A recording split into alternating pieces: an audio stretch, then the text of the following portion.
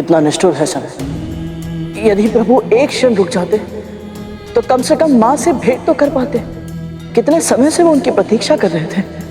और माँ भी कितनी उत्साहित थी प्रभु से मिलने के लिए, पुत्र प्राप्ति की सूचना देने के लिए, अपनी प्रसन्नता प्रभु के साथ बांटने के लिए। परंतु कैलाश में महादेव को ना पाकर माँ को कितनी पीड़ा हुई होगी। प्रणाम स्वीकार कीजिए स्वामी।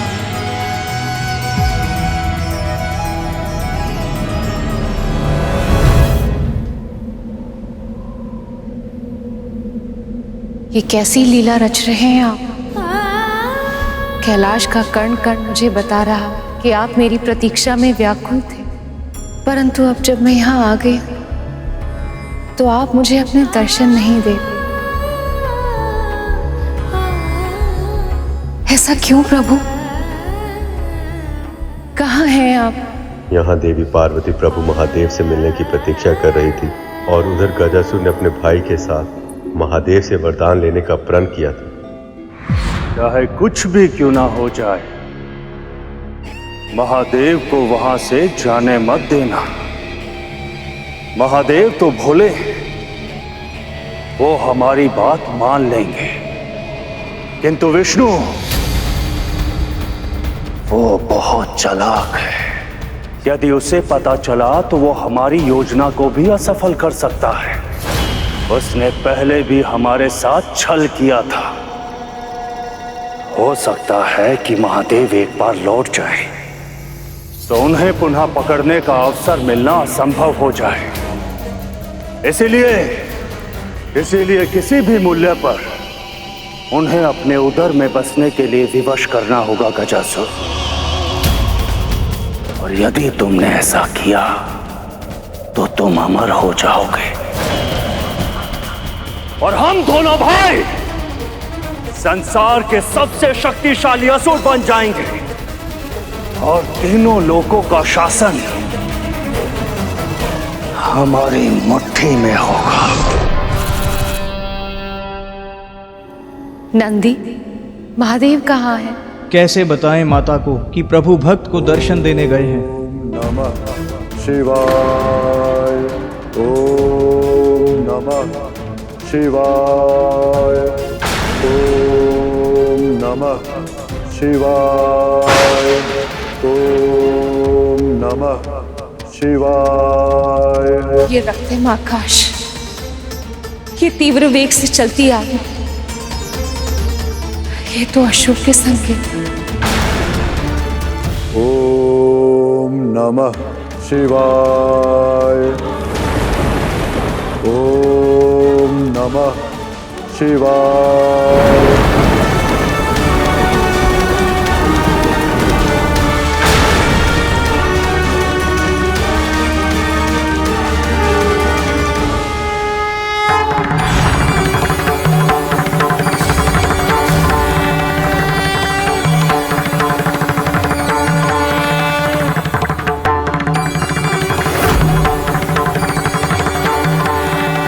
महादेव,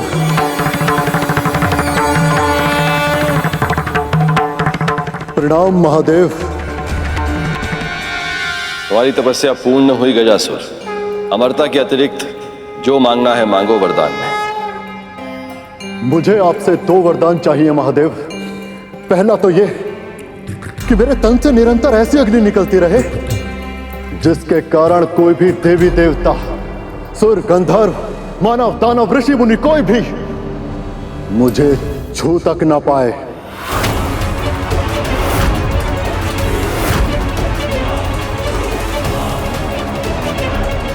तथास्तु।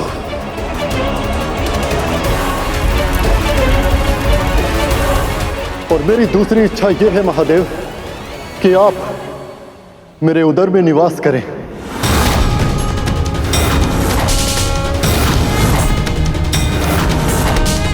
अब से यही आपका निवास स्थान होगा प्रभु, सदैव सदैव के लिए।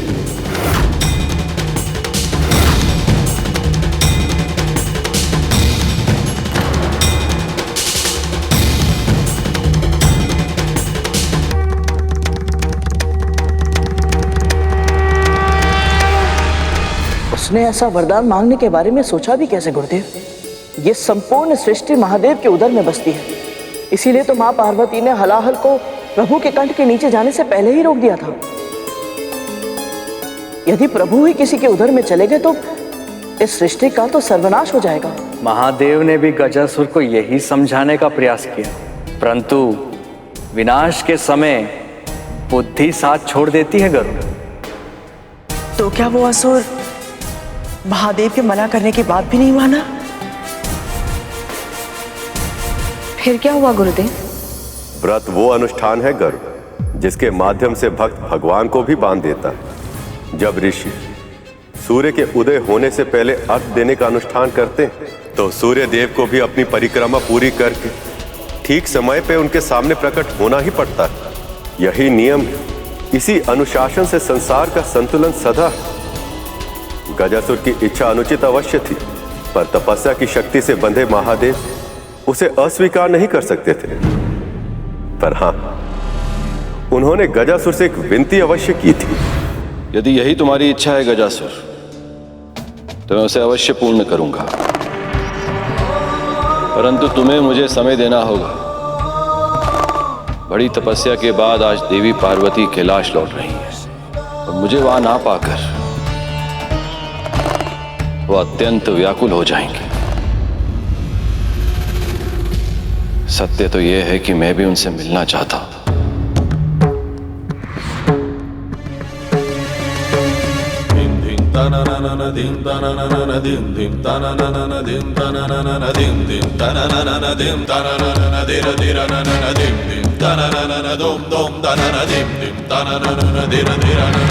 भले ही मेरा मिलन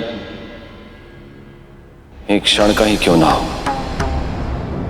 भले ही उनसे मिलने के उपरांत मुझे यहां तुरंत लौटना पड़े। पार्वती शक्ति है मेरी। प्रभु से वियोग के कारण विचित्र सी बेचैनी का आभास हो रहा है मुझे उनसे भेंट करनी ही होगी।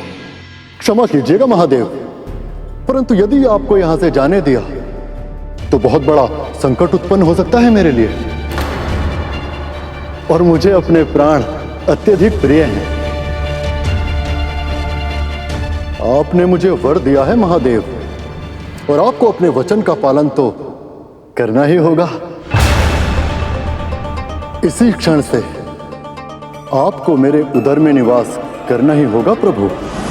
गजासुर की मांग सुनकर समस्त संसार में त्राही त्राही मच गई।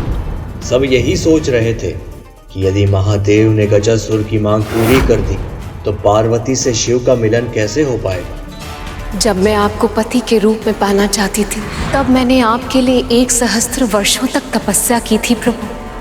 क्या मुझे पुत्र प्राप्ति के लिए इतनी लंबी प्रतीक्षा करनी होगी महादेव? मुझे क्षमा करना पार्वती, मुझे क्षमा करना पार्वती, मुझे क्षमा करना पार्वती, मुझे क्षमा करना पार्वती। कुछ बहुत ही अनुचित होने वाला है, बहुत ही भयंकर, बहुत ही विनाशकारी।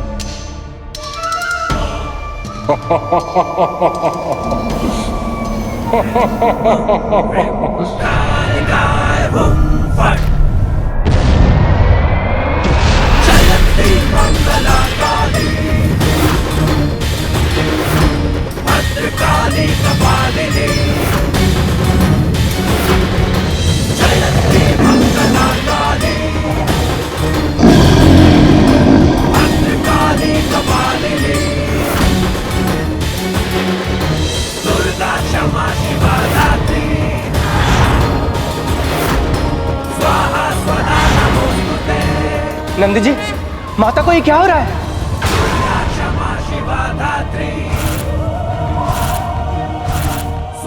माँ के भीतर जो प्रेम की ऊष्मा थी वो अब क्रोध की ज्वाला बन रही है। माँ अपना रौद्र अवतार, दुर्गा अवतार ले रही है।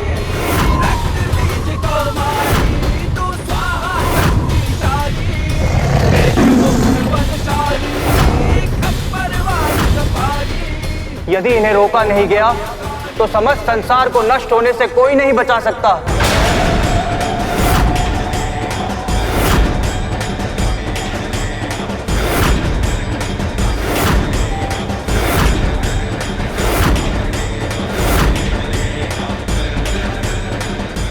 ब्रह्मा, विष्णु प्रकट हो। जब स्वयं शक्ति ही क्रोध करे तो इस जगत की रक्षा कौन करे?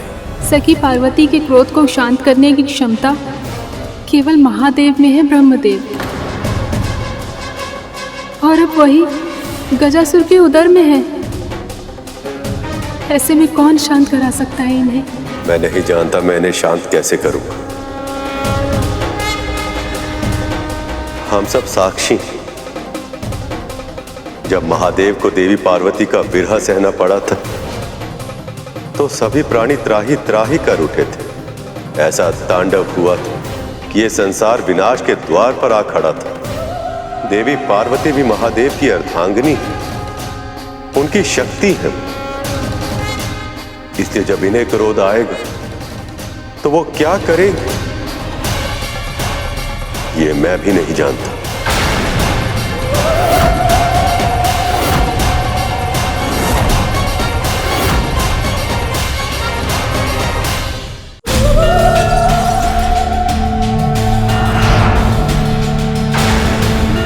देवी, आपके पास तो हर क्षण का लेखा जोखा होता है। बताइए, कहाँ है महादेव?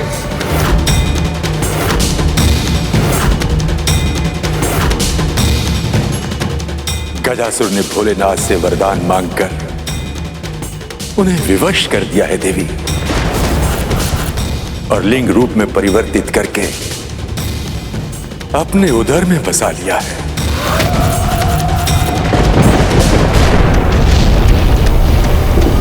गजासुर! गजासुर! गजासुर!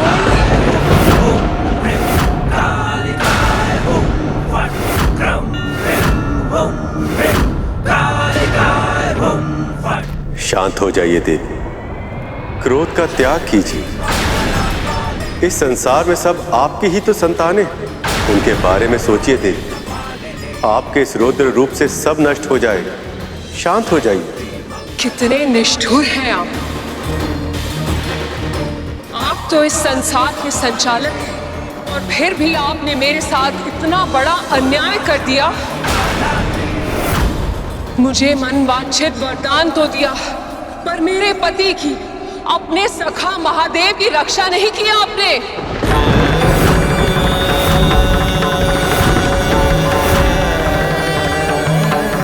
आप अच्छी तरह जानती हैं देवी, भक्त और भगवान के बीच में कोई नहीं आ सकता, मैं भी नहीं। पर भक्ति तो मैंने भी आपकी की थी विष्णु, और आप मेरी भक्ति से प्रसन्न भी हुए थे। फिर मेरी इच्छा के विरुद्ध ये अवरोध कैसे आ गया? आप अच्छी तरह जानते हैं विष्णु कि मैं और महादेव एक दूसरे के बिना अधूरे। ना वो मेरे बिना जी सकते हैं और मेरा जीवन उनके बिना संभव नहीं है। ये भूल आपसे हुई है विष्णु, आपसे हुई है विष्णु, आपसे हुई है विष्णु, और अब आपको ही इसे सुधारना होगा, और अब आपको ही इसे सुधारना होगा।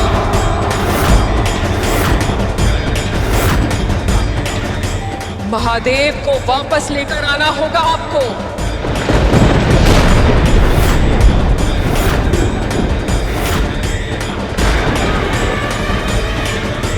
देवी, मैं कैसे? क्यों और कैसे का उत्तर आप स्वयं खोजिए विष्णु, पर कब का उत्तर मैं आपको अवश्य दूंगी। मंगल स्नान के बाद मेरी पूजा समाप्त होने से पहले तक यदि महादेव मेरे पास वापस नहीं आए तो मैं आपकी प्रतीक्षा नहीं करूंगी। स्वयं उस गजासुर का वध करके अपने पति को मुक्त कराऊंगी मैं।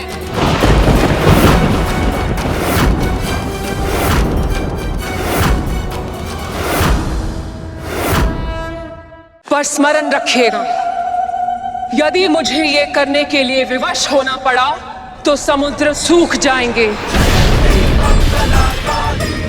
पर्वत भस्म का ढेर बन जाएंगे, धरती अग्नि उगलेगी और बादल रक्त की वर्षा करेंगे। यदि मुझे रौद्र रूप धारण करना पड़ा तो ये संसार नष्ट हो जाएगा विष्णु।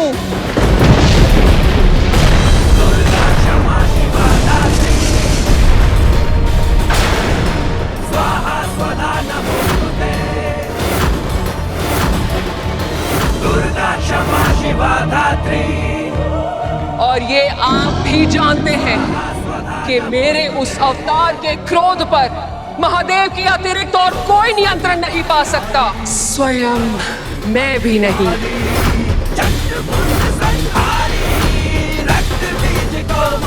तो फिर प्रभु ने क्या किया गुरुदेव? गजासुर का पहला वरदान तो ये था कि उसे कोई छू भी नहीं पाएगा। तो फिर प्रभु विष्णु महादेव को छुड़ाकर कैसे लाए? प्रभु विष्णु के लिए समस्या केवल गजासुर नहीं था, उसका भाई गजमुखासुर भी था, जो सृष्टि में अंधेरा होते ही समझ गया था कि उसके भाई की तपस्या पूरी हो गई और अब वो अपनी शक्तियों का प्रयोग करने के लिए स्वतंत्र है। संसार पर ऐसी भीषण विपदा आ पड़ी थी जो ना तो किसी ने कभी देखी थी और ना ही सुनी थी। प्रभु विष्णु और ब्रह्मदेव के पास इन दोनों समस्याओं में से किसी का भी समाधान नहीं था और समय उनके हाथों से सूखी रेत की तरह फिसलता जा रहा है।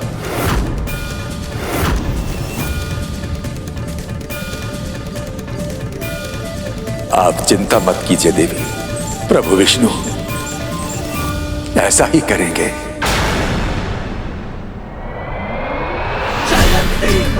हाँ देवी, जो आवश्यक होगा वो सब करूंगा, पर महादेव को वापस अवश्य लेकर आऊं, समय से पहले और किसी भी मूल्य पर।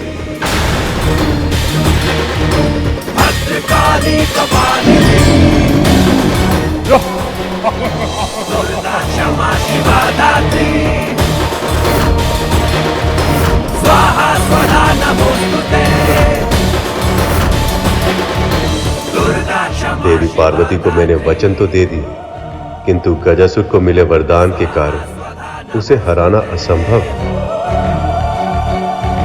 पर यदि देवी पार्वती के मंगल स्नान के पूर्ण होने से पहले मैंने अपना वचन पूर्ण नहीं किया तो इसका परिणाम पूरे संसार को भोगना पड़ेगा। प्रभु विष्णु और ब्रह्मदेव के पास इन दोनों समस्याओं में से किसी का भी समाधान नहीं था और समय उनके हाथों से सूखी रेत की तरह फिसलता जा रहा था, क्योंकि देवी पार्वती अपना मंगल स्नान आरंभ कर चुकी थी।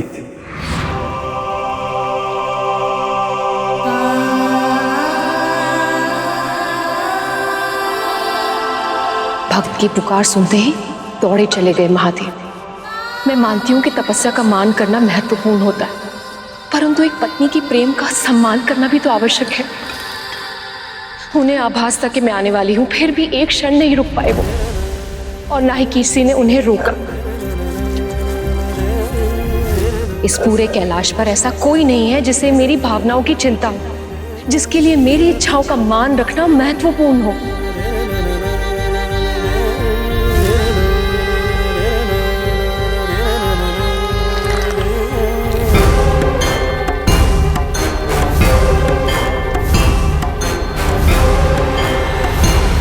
अब जो मेरा पुत्र होगा वो मेरी हर आज्ञा का पालन करेगा। जिस तरह यशोदा का कान्हा उन्हें सताता है, परंतु सबसे अधिक प्रेम भी वो उन्हीं से करता है, ठीक वैसे ही मेरा पुत्र भी मेरे साथ ऐसा ही करेगा। मेरे लिए सबसे टकरा जाएगा वो, डांट पड़ने पर कान पकड़कर क्षमा भी मांगेगा, और यदि उसने शरारत की तो उसे भी मैं ओखली से बांधकर दंड दूंगी। नहीं नहीं, मैं ये नहीं कर सकती, मैं उसे इतना बड़ा दंड नहीं दे सकती। कान्हा माखन चुराता है तो यशोदा उसे डांट देती है, परंतु मैं अपने पुत्र को एक से एक उत्तम व्यंजन बनाकर खिलाऊंगी, और तब तक खिलाऊंगी जब तक उसके पेट के साथ साथ उसका मन नहीं भर जाता। अपने पुत्र के मन, मस्तिष्क, यहाँ तक कि प्राण वायु को भी मैं स्नेह से भर दूंगी। और ऐसे ममता भरी भावना से मां पार्वती ने गढ़ी थी एक अप्रतिम रचना।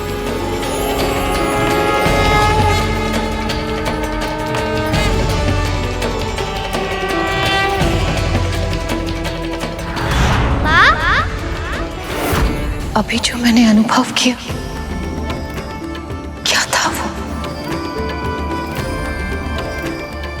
माँ? माँ?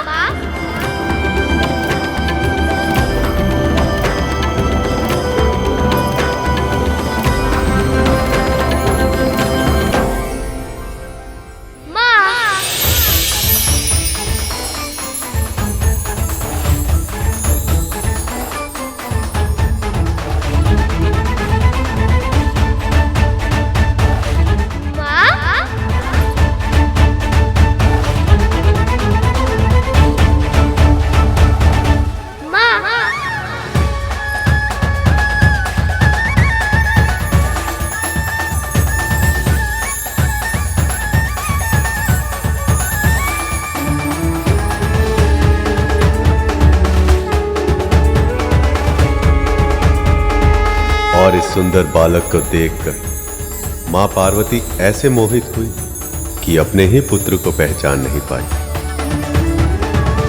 बालक? ओहो, तू कौन है? यहाँ आजा।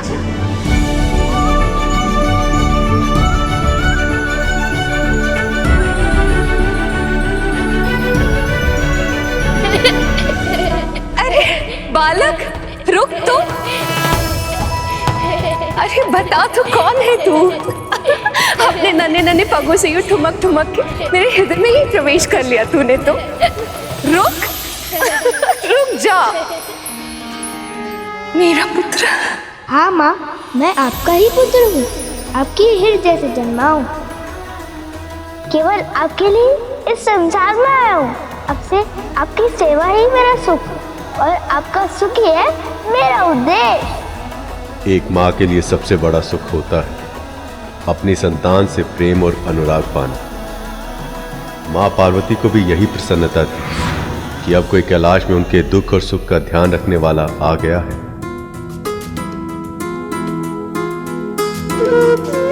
माँ और पुत्र का मिलन तो सदैव ही सुखद होता है, तो फिर आप सभी माँओं की आंखों में आंसुओं का आभास क्यों हो रहा है मुझे? यही तो इस संबंध की विशेषता है गर्ग।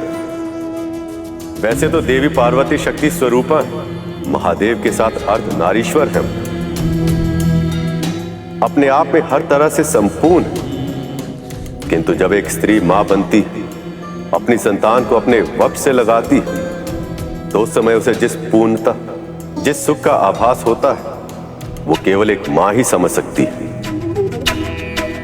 इस पूरे संसार में एक स्त्री का अपनी संतान को जन्म देने से अधिक सुंदर, अधिक अलौकिक और कुछ भी नहीं कर। और गणेश तो केवल और केवल देवी पार्वती से ही उत्पन्न हुए थे। पर महादेव का क्या हुआ? वो तो अपने पुत्र के जन्म के समय ही उपस्थित नहीं रह पाए। हाँ गुरुदेव, प्रभु विष्णु ने तो वचन दिया था कि माँ पार्वती के मंगल स्नान के बाद उनकी पूजा समाप्त होने से पहले वो महादेव को ले आएंगे। तो फिर उन्होंने अपना वचन पूरा कैसे नहीं किया? गरुड़ सही प्रश्न पूछ रहा है। यही जिज्ञासा और इसका उत्तर ही गरुड़ को वो ज्ञान देंगे जिससे उसको भविष्य में लाभ होगा। गणेश का जीवन हर मनुष्य के लिए मार्गदर्शक होता है और यही ज्ञान गरुड़ का भी मार्गदर्शन करेगा मेरा वाहन बनने में। प्रभु विष्णु के साथ साथ ब्रह्मदेव, देवराजेंद्र, नंदी, श्रृंगी और अन्य शिवगण भी इसी पहेली में उलझे थे जब अपने प्रभु की समस्या का समाधान करने के लिए देव ऋषि नारद वहां आए। नारायण नारायण।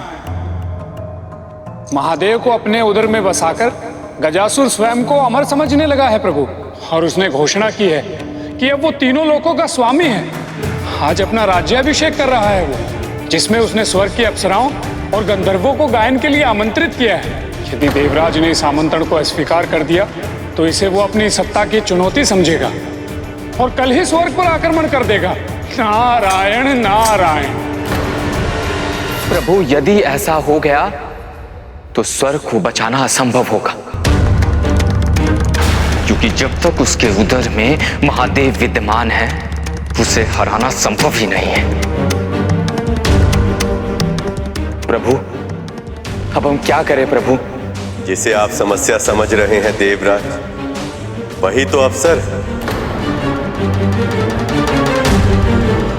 यदि गजासुर चाहता है कि कला का प्रदर्शन हो तो अब ऐसा ही होगा।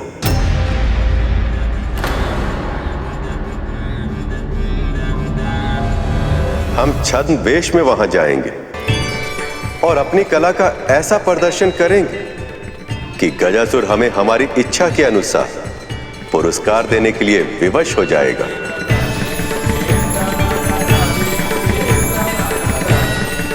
आपकी योजना अद्भुत है, अद्भुत है प्रभु, अद्भुत।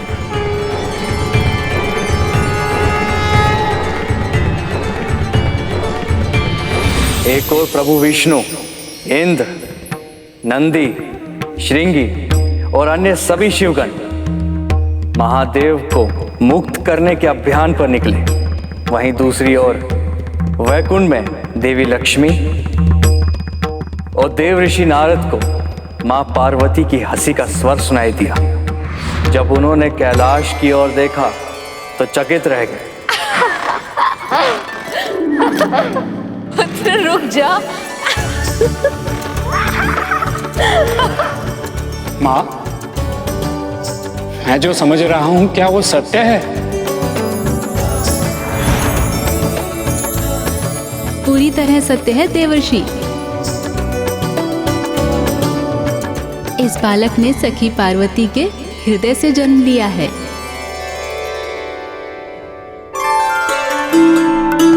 और उनकी इच्छा अनुसार ये भी प्रभु नारायण के श्री कृष्ण अवतार की तरह नटखट और मनमोहक है। सत्य सखी, फिर तो इस बालक को मैं निकट से देखूंगी।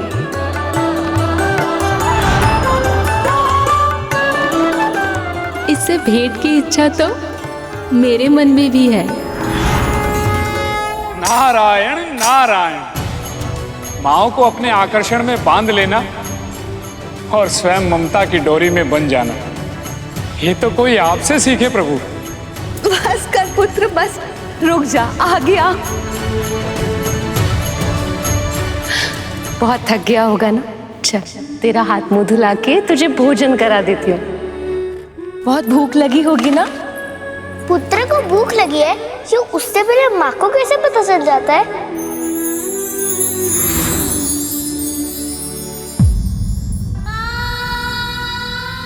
ले गरुड़, भूख लगी होगी ना? भर पेट भोजन करना। बढ़ते तन को पोषण की आवश्यकता होती है। मेरी माँ को भी ऐसा ही आभास होता है। हर माँ का हृदय चाहे वो माँ पार्वती हो या मेरी माँ विंता, सबका हृदय एक समान होता है। पुत्र, सभी माताएं गणेश के पास पहुंची।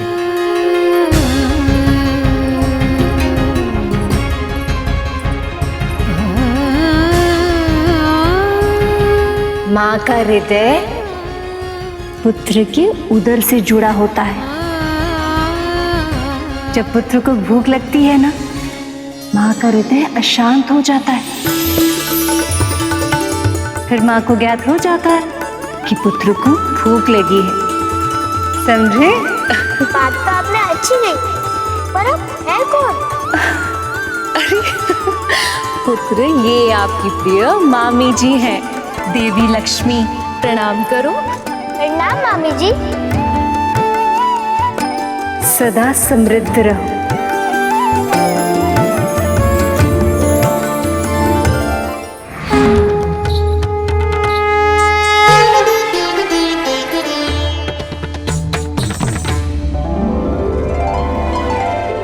और पूरा ब्रह्मांड गणेश को अपने पुत्र की भांति प्रेम दे रहा था, आने वाले विपदा से बिल्कुल अनजान।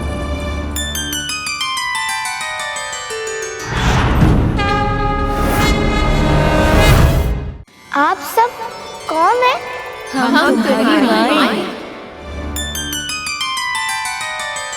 आओ पुत्र, निकट आओ। आओ पुत्र, हमारे पास आओ।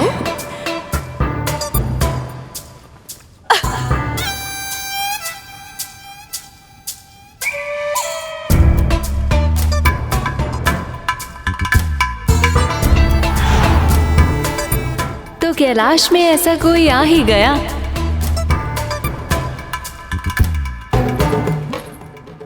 जो महादेव का नहीं, देवी पार्वती का भक्त है। बधाई हो देवी, आपकी तपस्या का फल आपको मिल ही गया।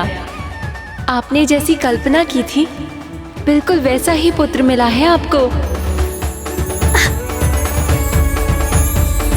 पुत्र, आगे आओ। सच, ये तो मेरी कल्पना से भी अधिक मनमोहक है।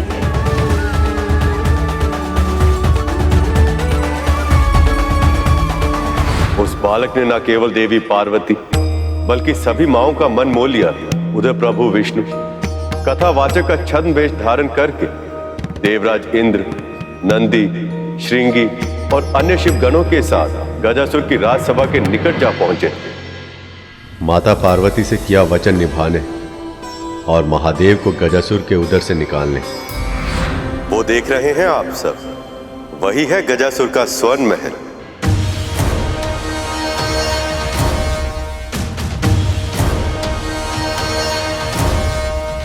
प्रभु, इसकी छटा तो बहुत ही निराली है। हाँ प्रभु, ऐसे स्थान पर हमें प्रवेश कैसे मिलेगा?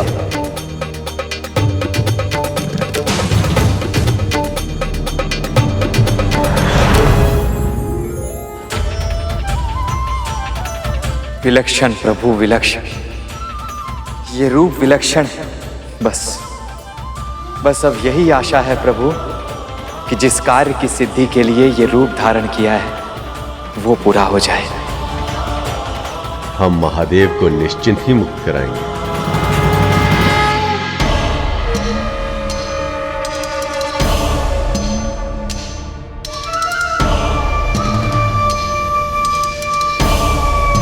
गजमुखासुर प्रश्न पूछे तो मौन रहना बुद्धिमानी नहीं होती। कौन हो तुम सब और यहां क्यों आए हो?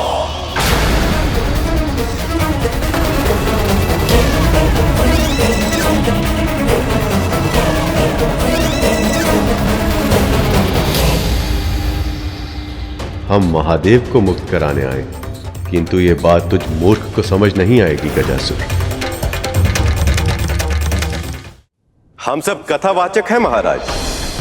भोले भंडारी महादेव के गुणगान करके अपना जीवन यापन करते हैं। जब हमने सुना कि यहां महादेव के सबसे बड़े भक्त का अभिषेक हो रहा है तो हमें लगा कि यहाँ महादेव की जीवन की कथा, शिव कथा कहने से अधिक सौभाग्य और क्या हो सकता है। जो दिख रहा है वो है नहीं, और जो दिख नहीं रहा वो छुपा हुआ है। तुम सब आए तो एक साथ हो, किंतु तुम एक नहीं हो, अलग अलग हो। तुम सब अलग अलग हो, एक दूसरे से बिल्कुल अलग। कहीं इसने हमें पहचान तो नहीं लिया?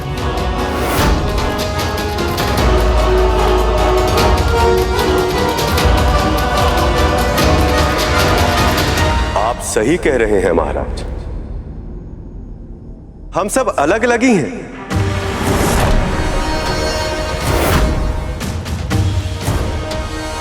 यदि हमें कुछ एक समान है तो वो है महादेव के प्रति हमारा प्रेम, हमारी शिव भक्ति।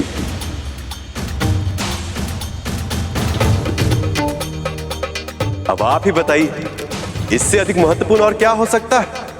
तुम सब सत्य कहा तुमने, परंतु अब कहते ही रहोगे या कुछ सुनाओगे भी? शिव कथा सुनने के लिए अत्यधिक आतुर हूं मैं। राक्षस होकर भी इसकी भक्ति भावना कितनी शुद्ध है।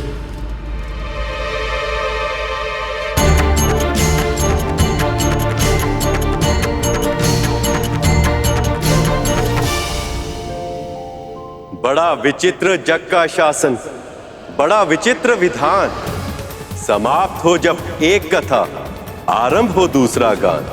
पर जग की माया में डूबा जो, वो ये देख न पाए। संदेश यही इस कथा का, जो अब ये वाचक सुनाए। पिता दक्ष ने अपमान किया सती पति का, महायज्ञ में नहीं बुलाया, रखा ना आसन पशुपति का। सती स्वामी का देख निरादर, यज्ञ अग्नि में भस्म हुई। पत्नी रक्षा हित दौड़े शिव पर, पल भर की बस देर हुई। होना था जो विनाश हो चुका, प्राण प्रिया थी जा चुकी। खुला रुद्र का नेत्र तीसरा, क्रोधा अग्नि दहक उठी। शिव जो कल्याणकारी है संतुलन के साधक। मृत प्रिया को हाथों में लेकर अब थे विनाश को आतुर। जिस सृष्टि में प्रिया नहीं, वो सृष्टि कैसी, कैसा जीवन। अब मृत्यु ही बस सत्य बने, अब हो बस तांडव नर्तन।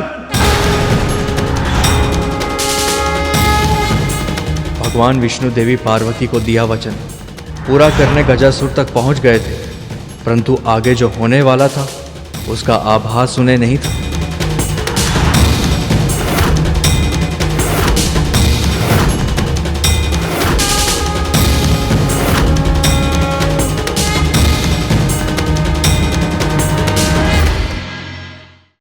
एक ओर प्रभु विष्णु अपनी योजना को सुदृढ़ कर रहे थे, तो दूसरी ओर मां पार्वती और उनके पुत्र के बीच स्नेह संबंध का सूत्र और भी सुदृढ़ होता जा रहा था। आप सब मेरे पुत्र के जन्म के शुभ अवसर पर मेरी प्रसन्नता को साझा करने आए हैं। इसके लिए मैं आप सबको बहुत बहुत धन्यवाद कहती हूँ।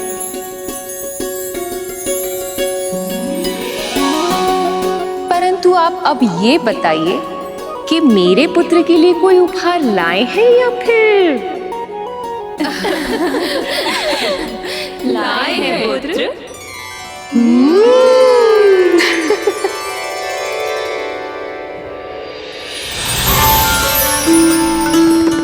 पुत्र, ये सारे वस्त्र आपके लिए हैं। इसमें से जो प्रिय लगे उसे चुन लो।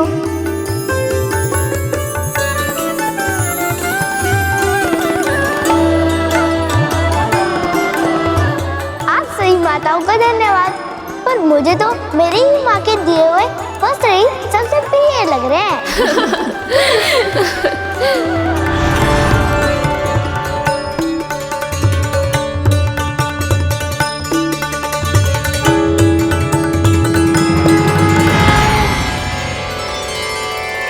फूलों का श्रृंगार रूप सज्जा के लिए आवश्यक होता है पुत्र। स्वयं चुनो, इनमें से कौन से पुष्प सबसे अधिक प्रिय हैं तुम्हें।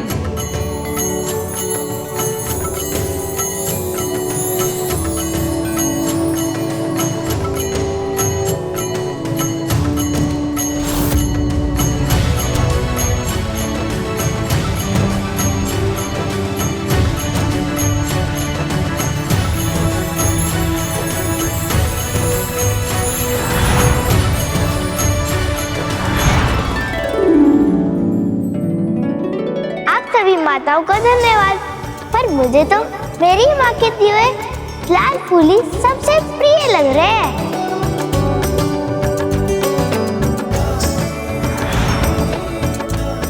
सखियों, पुत्र को ज्ञात है कि सखी पार्वती क्या उपहार देने वाली है, और उस उपहार के सामने ये हमारा उपहार का चुनाव कभी नहीं करेगा। इसलिए क्यों ना हम कुछ ऐसा करें जिससे कि पुत्र को ज्ञात ही ना हो कौन सा उपहार किसका है। उचित विचार है सखी, तभी तो पता चल पाएगा कि सत्य में इन्हें कौन सी वस्तु सबसे अधिक प्रिय है। माँ, इन्हें प्रयास करने दीजिए, विजय तो आपके प्रेम की होगी।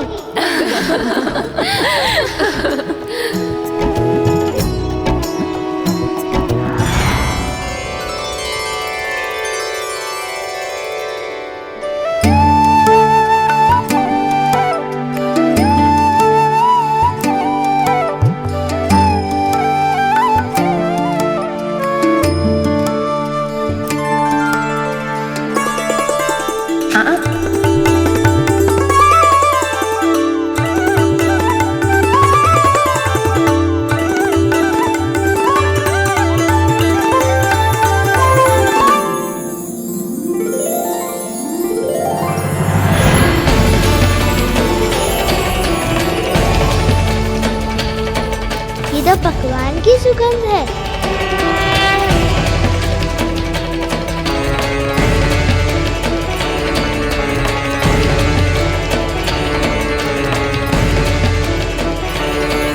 ये सारे पकवान और मिठाई की सुगंध कैसे पहचानूं माँ को?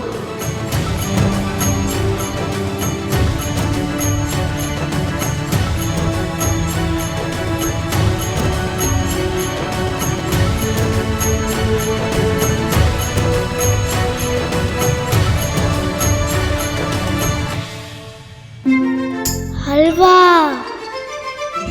चतुर चतुर चतुर चतुर ज्ञानी, गाजर का हलवा, पर मुझे तो मेरी माँ के हाथ के बने हुए ही चाहिए।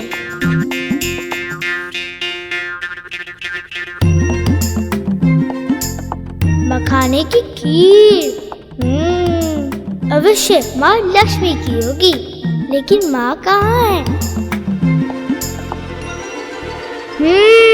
लड्डू। चतुर चतुर चतुर चतुर ज्ञानी। एक माँ और पुत्र का बंधन अनूठा होता है।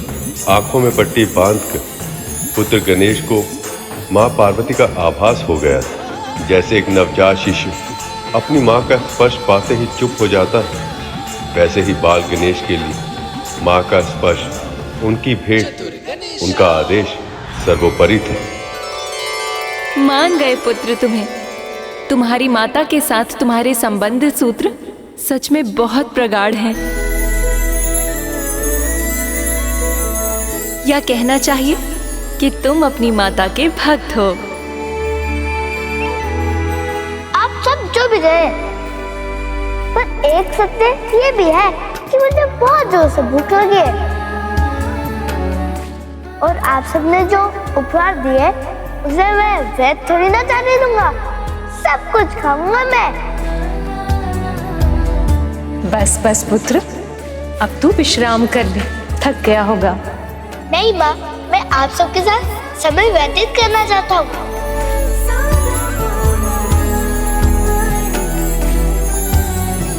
वो थक माँ गई हैं और विश्राम करने के लिए मुझे कह रही हैं। दर्शन देने के लिए आप सभी का बहुत बहुत धन्यवाद, पर अब मेरी माँ को विश्राम करने की आवश्यकता है।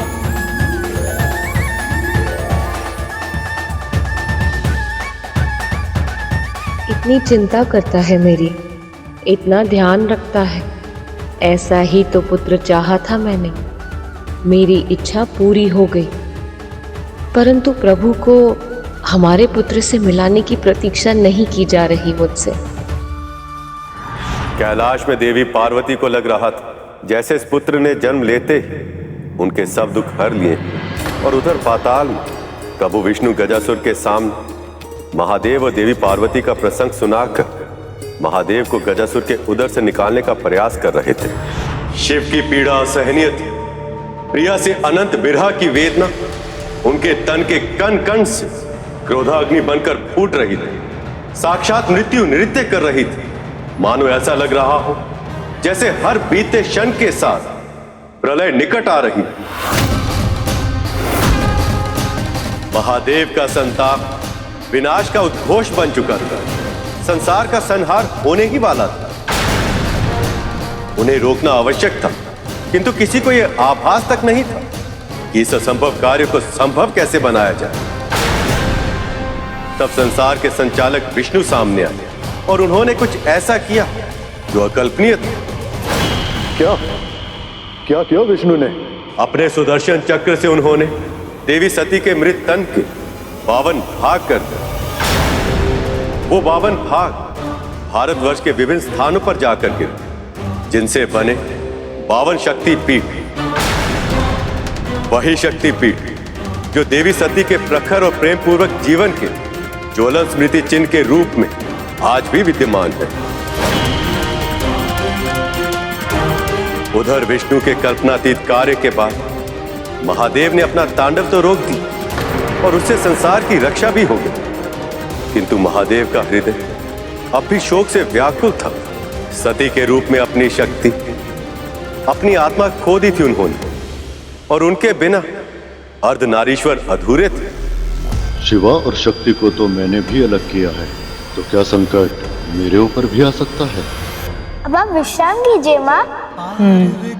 जिस तरह थोड़ी देर पहले तू भाग रहा था ना ताकि मैं तुझे पकड़ ना पाऊं, ठीक वैसे ही मेरी नींद भी भाग गई है तेरी मनमोहक बातें सुनकर। इसीलिए तू अब मेरी चिंता छोड़ और ये बता क्या करना चाहता है तू? गोद में आए विघन हरता। अच्छा, तो झूला झूलना है तुझे? आजा फिर। प्रेम लुटाती प्रथम आप बैठिए माँ। अरे उसे बनाती। अरे पुत्र तो तू है, झूला तो मुझे झुलाना चाहिए तुझे बिठाकर, नहीं तो तू थक जाएगा ना। आपकी सेवा करके मैं थक जाऊं, ऐसा कभी भी नहीं होगा। नारायण नारायण, आपका पुत्र तो बहुत ही विलक्षण है माँ।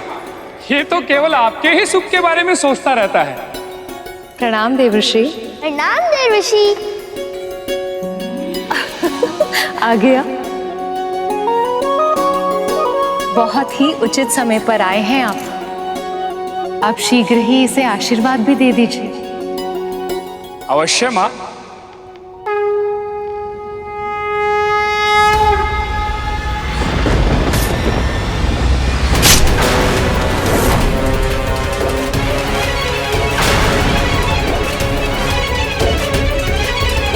ये क्या आभास हुआ मुझे?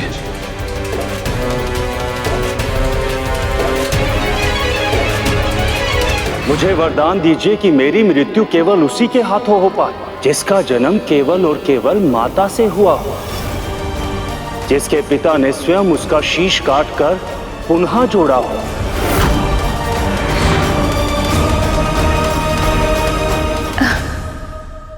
क्या हुआ देवश्री?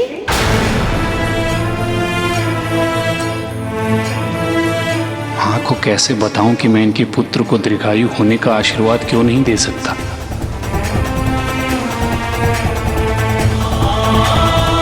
किस सोच में पड़ गए मुनिवर? यही कि माँ, इस बालक का जन्म जितना विशेष है, इसका जीवन भी उतना ही विशेष है। और मुझे पूरा विश्वास है इसकी जीवन यात्रा बहुत ही रोचक और दीर्घ होगी। नारायण नारायण। अब क्षमा कीजिएगा मां, मुझे जाना होगा।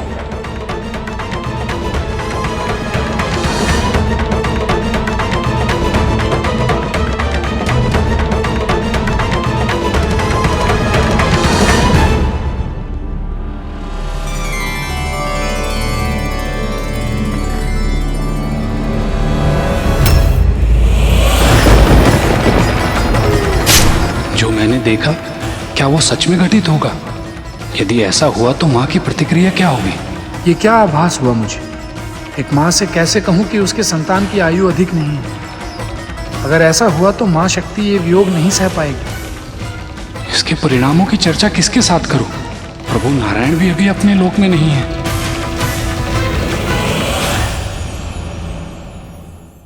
देव ऋषि नारद की यह चिंता उचित थी, क्योंकि उन्हें यह आभास था कि गजमुखासुर की मृत्यु की पहली शर्त केवल यही बालक पूरी कर सकता था, क्योंकि उसका जन्म केवल मां से हुआ था।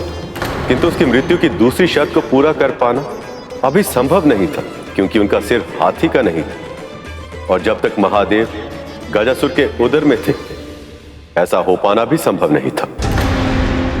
आपके कहने का अर्थ यह है गुरुदेव, यदि महादेव गजासुर के उदर में रहते तो संसार संकट में आ जाता, और यदि बाहर आ जाते तो उनके पुत्र के प्राण संकट में पड़ जाते।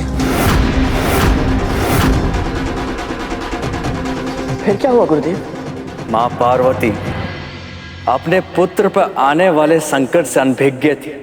वहां प्रभु विष्णु महादेव को मुक्त कराने का कठिन प्रयास कर रहे थे। जैसे विक्षिप्त हो गए ऐसे अपनी प्रिया की स्मृति में खोकर जोगी बनकर वन वन भटकने लगे। उनके कष्टों की अधिकता देवगणों के मन में शूल बनकर चुभ रही थी। वो जानते थे कि संसार को भोलेनाथ अब तभी मिल सकते हैं जब भोलेनाथ को एक बार फिर से प्रेम मिल जाए। ऐसे में देवी सती का पुनर्जन्म हो देवी पार्वती के रूप में। ओम नमः शिवाय, ओम नमः शिवाय। पर प्रेम के मार्ग में अवरोध तो आते ही। महादेव और उनकी प्रिया को फिर से एक होने में कई वर्ष लगने वाले थे, क्योंकि अपने संताप से भीतर ही भीतर जलते शिव शांति की खोज में तपस्या में लीन हो गए थे। ऐसे में पार्वती ने अपने स्वामी को प्राप्त करने के लिए तपस्या करने का निश्चय किया, पर उनकी मां मैनावती ये नहीं चाहती थी कि उनकी सुकोमल पुत्री इतना भीषण तप करे। पार्वती ने तपस्या में पहले भोजन छोड़ा और केवल पतियों पर निर्वाह करने का निश्चय किया, और बाद में उन्हें भी छोड़ दी। और इसी के कारण उन्हें उनका दूसरा नाम मिला, अपर्णा, अर्थात वो जो पर्ण या पतियों का भी सेवन न करे। किंतु इतनी भीषण साधना करने के बाद भी वो महादेव का ध्यान तोड़कर उनके हृदय तक नहीं पहुंच पाए। देवों के देव महादेव और मां पार्वती सचमुच प्रेम का आदर्श स्वरूप है। एक दूसरे के साथ देने के लिए, एक दूसरे के साथ रहने के लिए इन दोनों ने कितना कुछ सहा है, और जब जब एक दूसरे से दूर रहते हैं इस संसार पर बहुत बड़ी विपदा आ जाती है। तुमने सही कहा गरुड़। उस समय भी महादेव और मां पार्वती दोनों फिर से एक दूसरे से दूर थे। उन दोनों को ही आभास नहीं था कि कितना बड़ा संकट उनके पुत्र की ओर बढ़ रहा है।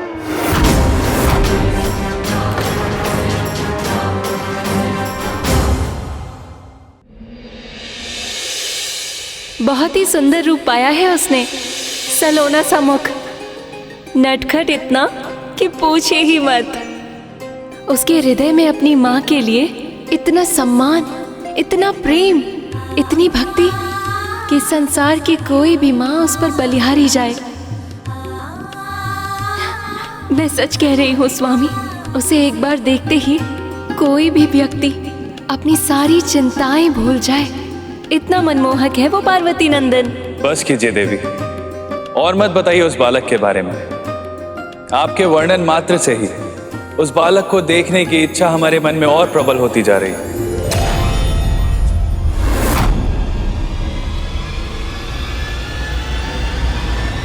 पर देखूंगा तो अनिष्ट हो जाएगा।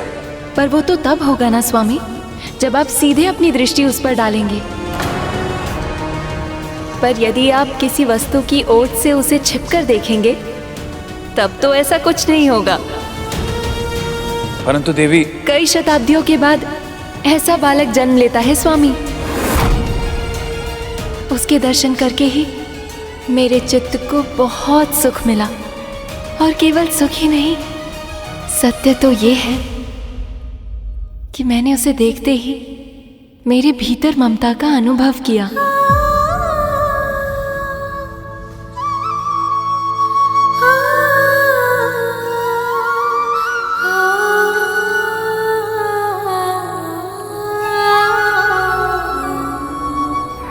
माँ,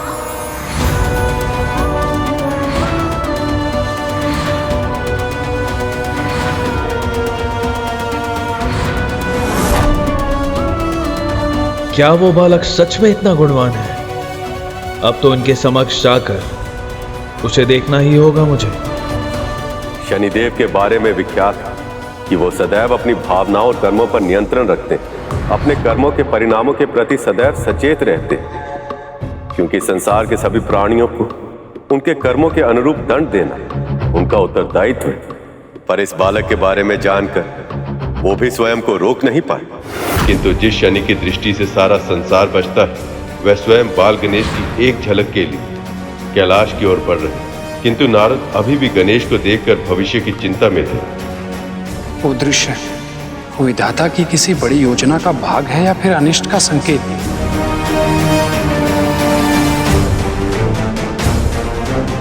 प्रणाम देव ऋषि। प्रणाम शनिदेव। आप कैलाश से आ रहे हैं ना? क्या माँ पार्वती का पुत्र सच में बहुत विशेष है?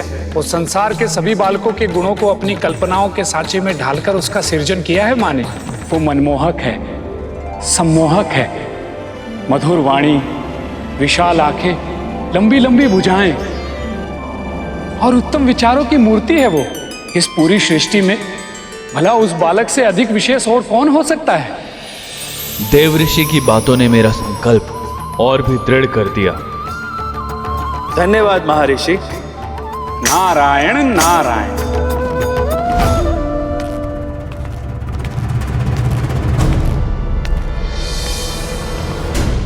शनिदेव कहीं उस बालक से भेंट करने तो नहीं जा रहे?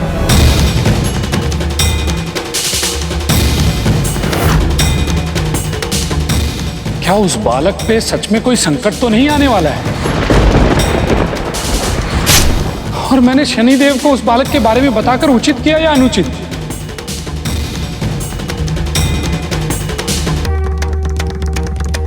नारायण नारायण। मुझे ये आभास क्यों हो रहा है कि समय का चक्र बहुत तीव्र गति से घूम रहा है और बहुत सारी घटनाएं एक साथ अनेक स्थानों पर आकार ले रही हैं। ये स्थिति कोई सामान्य स्थिति नहीं हो सकती। निश्चित ही कुछ बहुत बड़ा होने वाला है। पर क्या?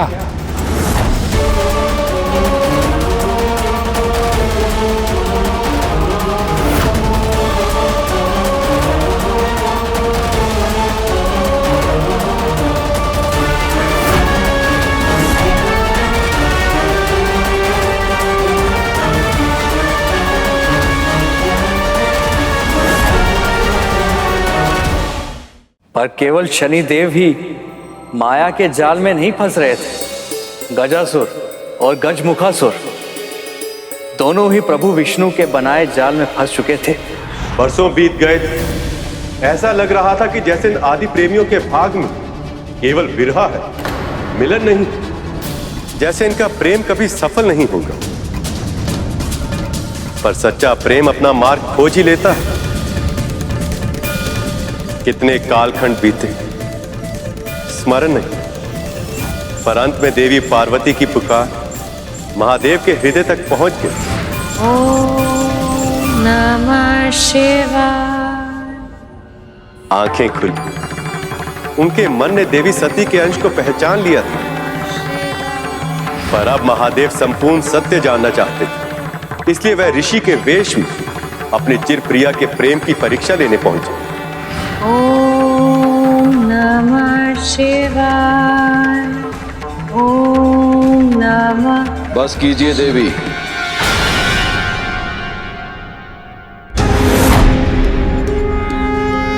कौन है ये साधु ऋषि और मेरी शिव भक्ति में विघ्न क्यों कर रहे हैं? रोक दीजिए तपस्या। आप एक ऐसे व्यक्ति के साथ विवाह कैसे कर सकती हैं जो एक यावर का जीवन जीता है, जिसके पास आप जैसी रूपवती राजकुमारी को देने के लिए उपहार में और कुछ है तो बस दुर्गम कैलाश की चोटी, जहां हर समय मां भयंकर अस्थियां हिला देने वाली शीत का प्रभाव बना रहता है, जो हर समय भूत प्रेत, पिशाच, निशाचर, बैलों और नागों जैसे पशुओं से घिरा रहता है। आप अपने महलों का सुखी जीवन छोड़ के एक ऐसे व्यक्ति के साथ विवाह करके अपने जीवन को सदैव के लिए दुस्वप्न क्यों बनाना चाहती हैं? बस कीजिए ऋषिवर।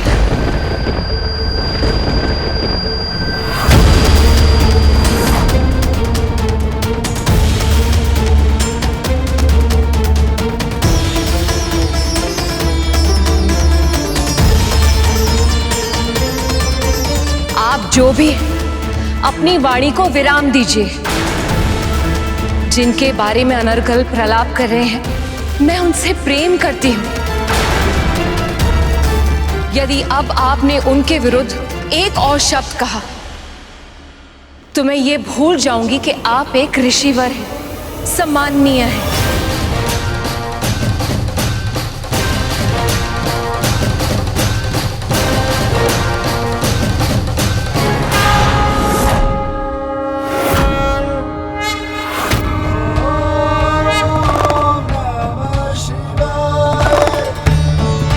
उस क्षण देवी पार्वती के लिए समय मानो थम सा गया था।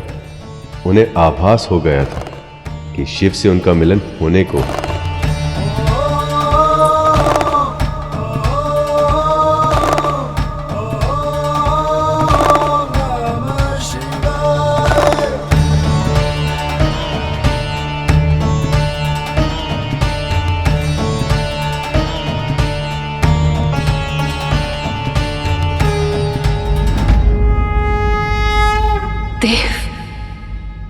महादेव, आप, इसका अर्थ है कि मेरी तपस्या सफल हुई। अब हमारा मिलन होगा। और इस तरह कई कठिन परीक्षाओं के बाद शिव और सती विवाह सूत्र में बंधने वाले थे।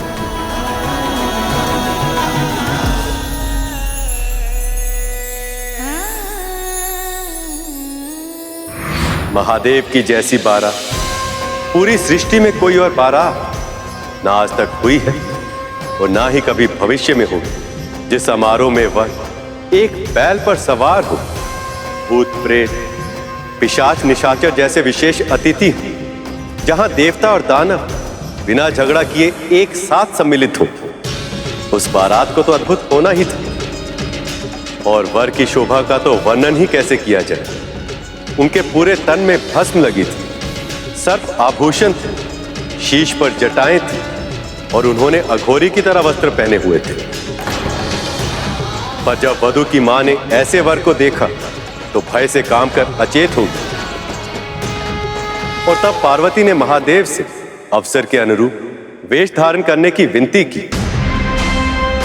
सभी देवी देवताओं ने उन्हें विश्व के सबसे उत्तम रेशमी वस्त्रों और दुर्लभ मणियों से सजाया। महादेव ने कामेश्वर का रूप धारण किया और उनकी आभा पूर्ण चंद्र से भी अधिक मनोहर हो गई। उन्हें इस रूप में देखकर महारानी मैनावती परम प्रसन्न हुई और इस प्रकार महादेव और देवी पार्वती का विवाह संपन्न हुआ। हर हर शंभू, हर हर शंभू, हर हर शंभू, हर हर शंभू।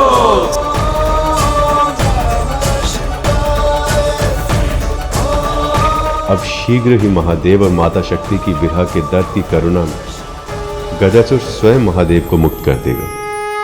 जहां एक और प्रभु विष्णु की योजना पूरी होने वाली थी, वहीं नियति शनि देव को कैलाश की ओर ले जा रही थी।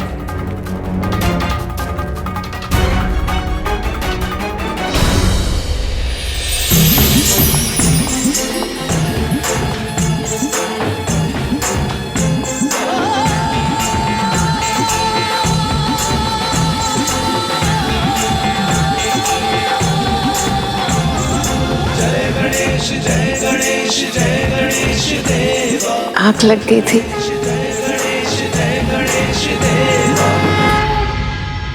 पुत्र, मुझे कितनी देर हो गई सोते सोते?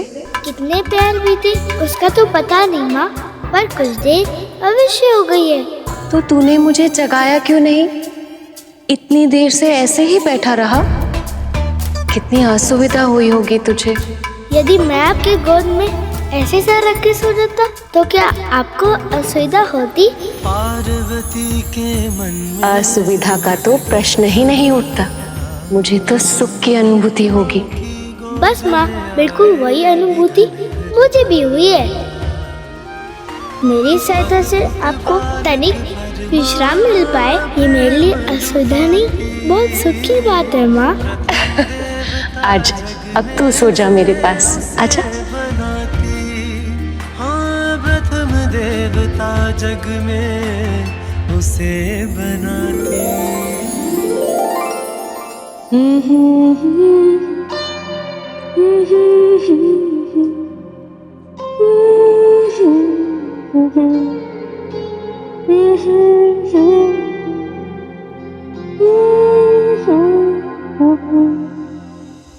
शनिदेव गणेश की ओर बढ़ रहे थे, किंतु गणेश को देखने के मोह में वो ये भूल गए थे कि उनकी वक्र दृष्टि गणेश के जीवन में संकट ला सकती है। मन चाहता है कि आगे बढ़ता जाऊं, मस्तिष्क कहता है कि वापस लौट जाऊं, और ये पग हैं कि रुकने का नाम ही नहीं लेते। ऐसे में क्या करूं मैं?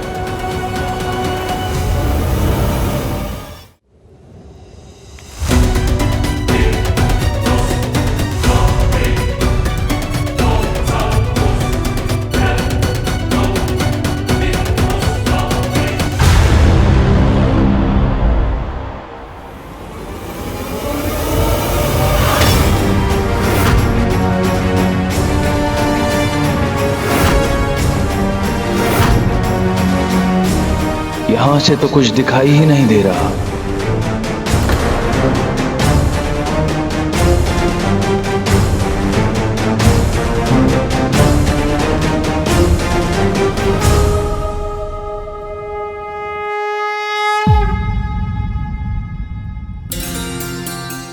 चंद्र का प्रकाश तेरे विश्राम में विघ्न पहुंचा रहा होगा।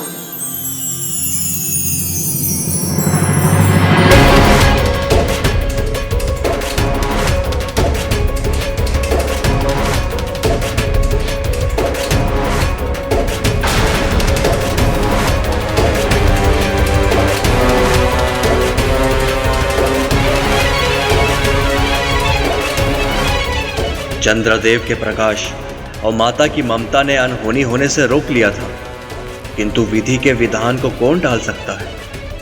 शनि की दृष्टि से बाल गणेश भी नहीं बच पाए।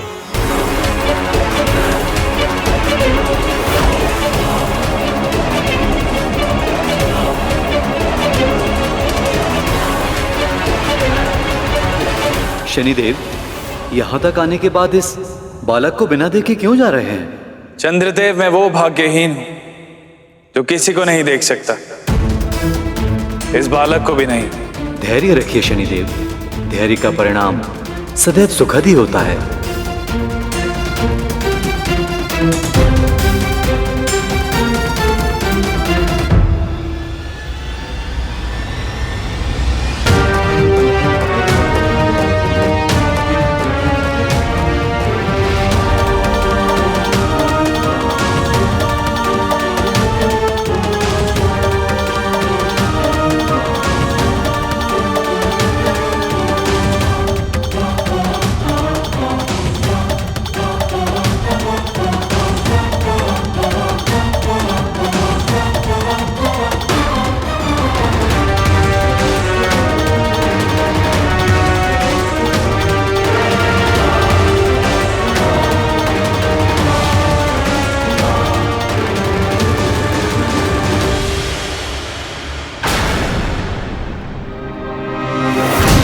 काली छाया।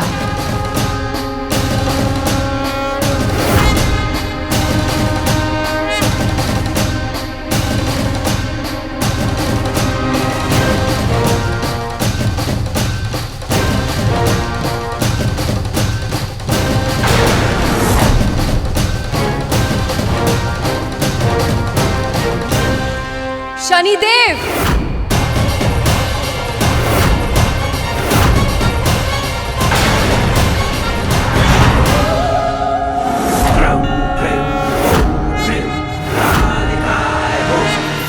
वक्र दृष्टि से मेरे पुत्र को देखने का साहस भी कैसे किया आपने? माँ, माँ मुझे क्षमा कर दीजिए माँ। आपका कर्तव्य है कि आप अपनी भावनाओं को नियंत्रित रखें। अपने धर्म से बाध्य हैं आप, और फिर भी आपने ये नियम तोड़ दिया। मेरे पुत्र के साथ अकल्पनीय अपराध कर दिया आपने, और अब इस अपराध का दंड आपको भोगना ही होगा दंडाधिकारी। मुझे क्षमा कर दीजिए।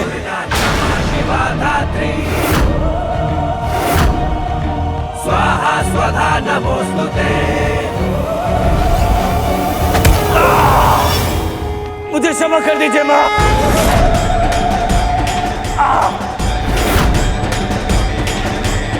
मुझे क्षमा कर दीजिए।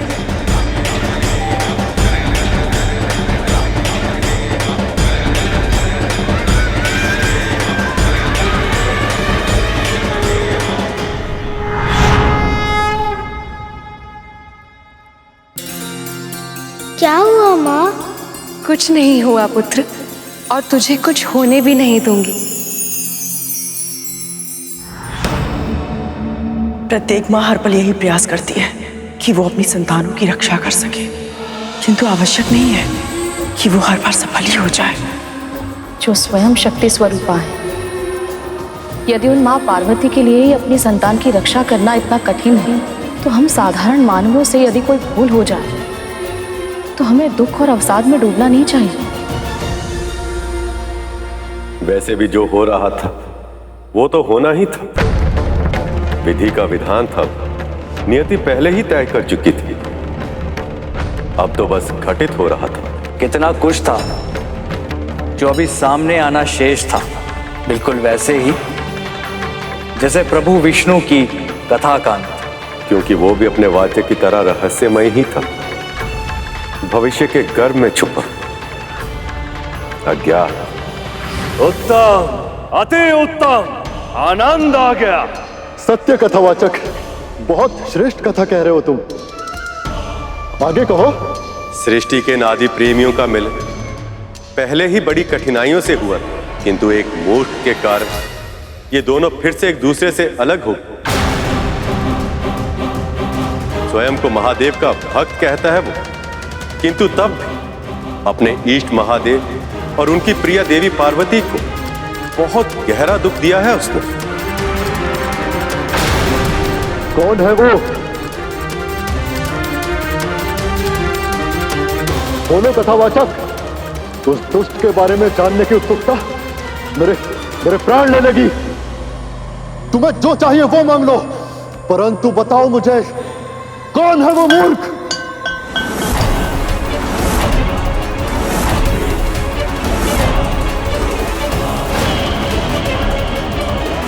बोलो कथावाचक, कौन है वो? यदि आपके लिए अपने वचन का तनिक भी महत्व है तो महादेव को अपने उदर से बाहर आने दीजिए महाराज।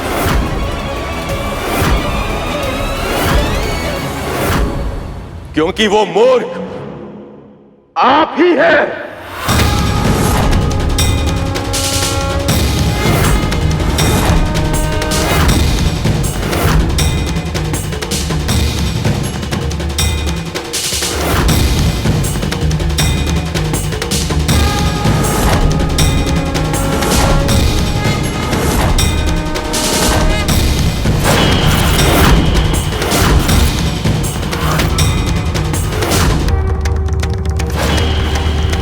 मैं तुम्हें अंतिम चेतावनी दे रहा हूं गजासुर। अब अपना वचन पूरा करो, महादेव को मुक्त कर दो।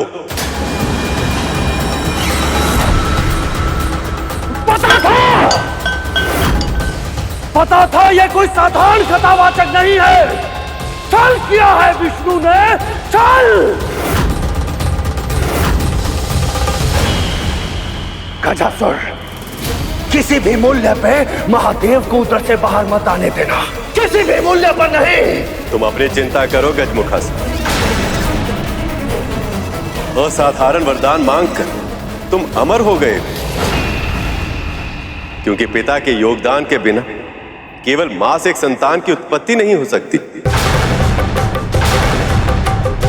पर ऐसा एक बालक संसार में जन्म ले चुका है और शीघ्र ही वो तुम्हारा अंत करेगा।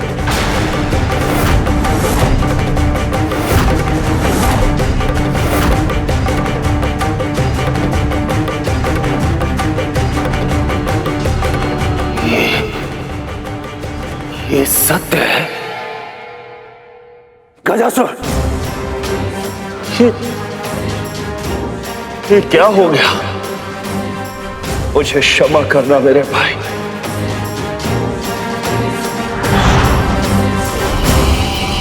गजासुर छल के आगे पराजय स्वीकार नहीं करेगा। महादेव मेरी इच्छा के बिना मेरे उदर के बाहर नहीं आ सकते। आपने मुझे अंतिम चेतावनी दी थी ना विष्णु, अब मैं तुम्हें अंतिम अवसर देता हूं। निकाल सको तो खींचकर निकाल लो महादेव को मेरे उदर से।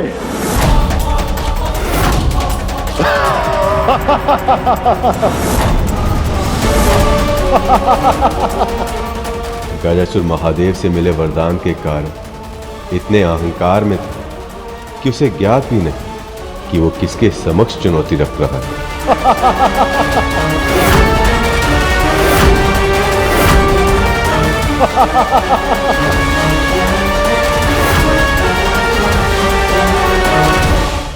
आपने मुझे अंतिम चेतावनी दी थी ना विष्णु, अब मैं तुम्हें अंतिम अवसर देता हूं।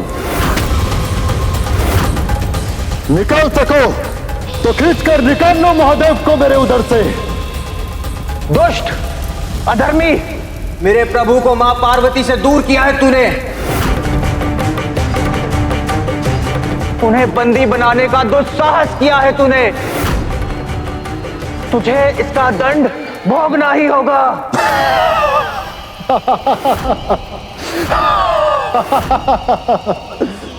स्वयं महादेव का वरदान प्राप्त है मुझे। कोई भी देवी देवता, सुर, गंधर्व, मानव, दानव, ऋषि, मुनि, कोई भी मुझे छू भी नहीं सकता। तो तू मेरा क्या अहित कर पाएगा पशु?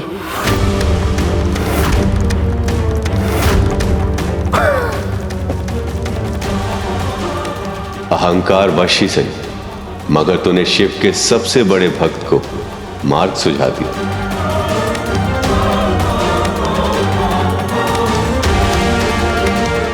भगवान का वरदान भी आज इस भक्त के क्रोध से तेरी रक्षा नहीं कर पाएगा गजासुर।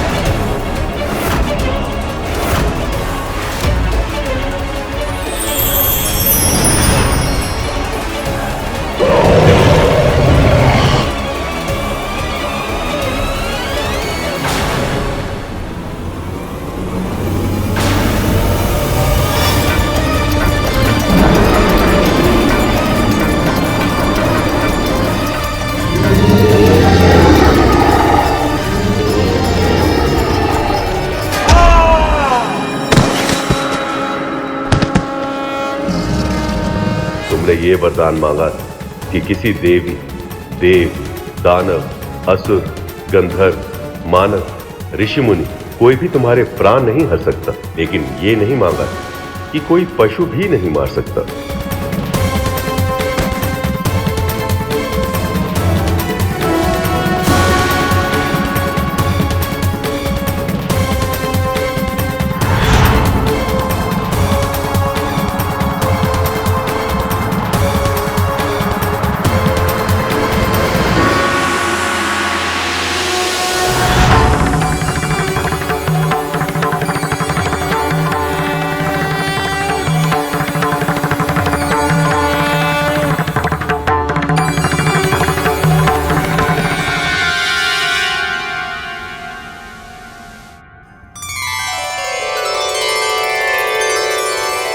प्रभु।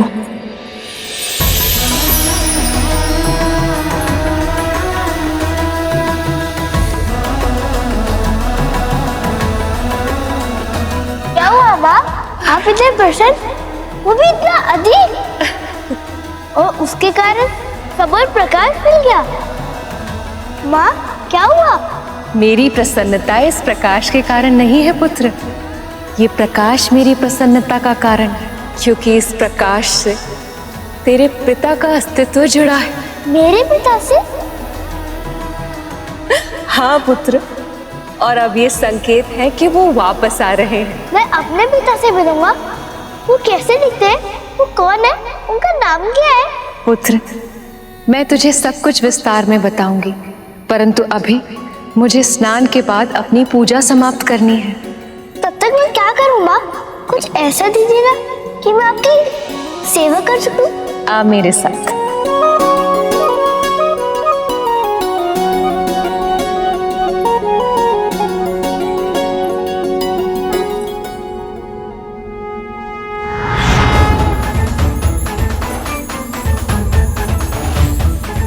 ये ले और इस स्थान की रक्षा कर, परंतु याद रहे, जब तक मैं बाहर वापस ना आ जाऊं, मेरे स्नान ध्यान में कोई भी व्यवधान ना पहुंच पाए। पर माँ, मैं इस दंड से किसी को कैसे रोक पाऊंगा? पुत्र, ये कोई साधारण दंड नहीं, मेरी शक्ति से संचालित है।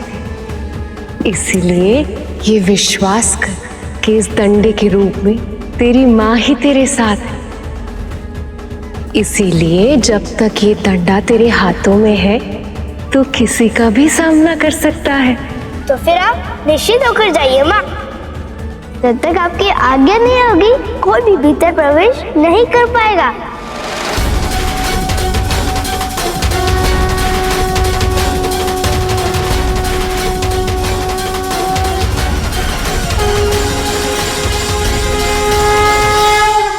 मुझे क्षमा कर दीजिए प्रभु।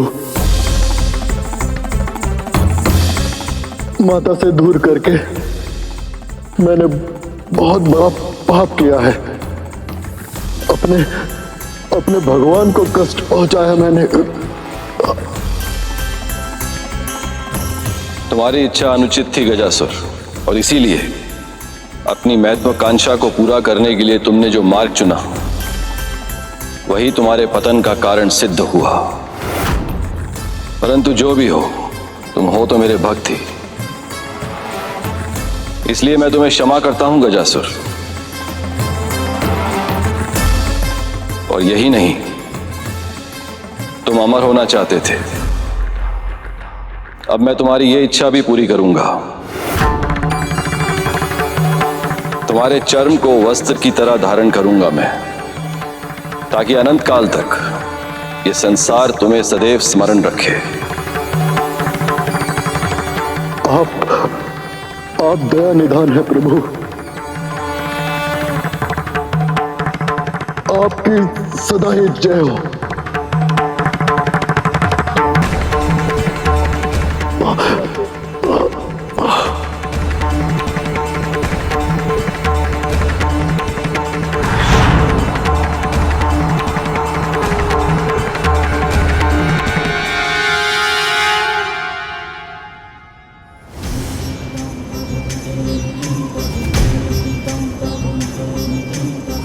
मुझे क्षमा कर दीजिए प्रभु,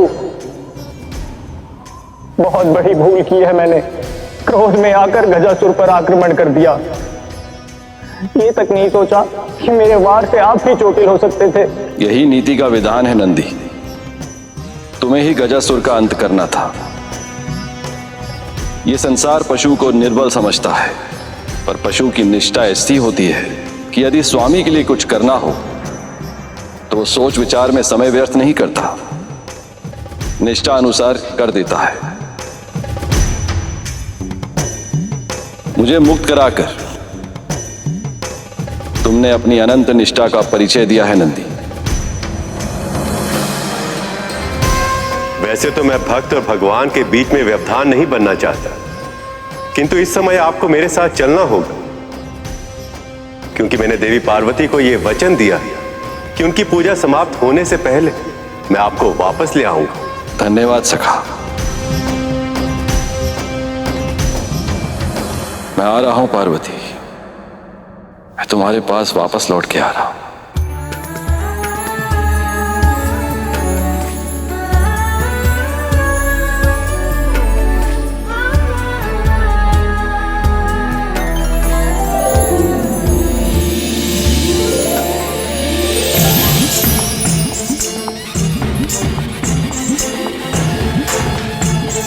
जहां एक और कैलाश में बालक गणेश अपनी मां के आदेश का पूर्ण निष्ठा से पालन करने को प्रस्तुत थे। चाहे कुछ भी हो जाए, मेरे रहते अंदर कोई भी प्रवेश नहीं कर सकता।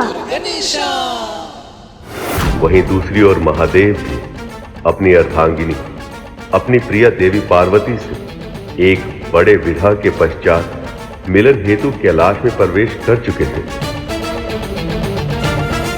नंदी, प्रभु इतने तीव्र गति से चल रहे हैं, बहुत प्रयास करने पर भी हम उनके पग से पग नहीं मिला पा रहे। इस समय प्रभु के मन में माँ से मिलने की इतनी तीव्र इच्छा है कि उनके पाँव की गति आंधियों के वेग से भी अधिक हो गई है। ऐसे में हमारा पीछे छूटना तो स्वाभाविक है श्रृंगी।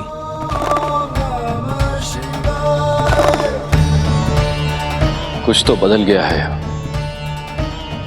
पर क्या? पार्वती कहाँ? मुझे तो आशा थी कि वो मुझे द्वार पर ही मिलेगी। मेरी प्रतीक्षा में व्याकुल और स्वागत को आतुर।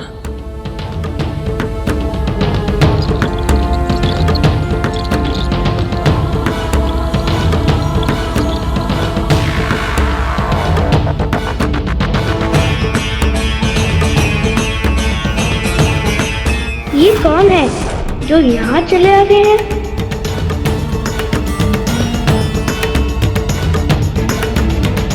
कौन है ये बालक?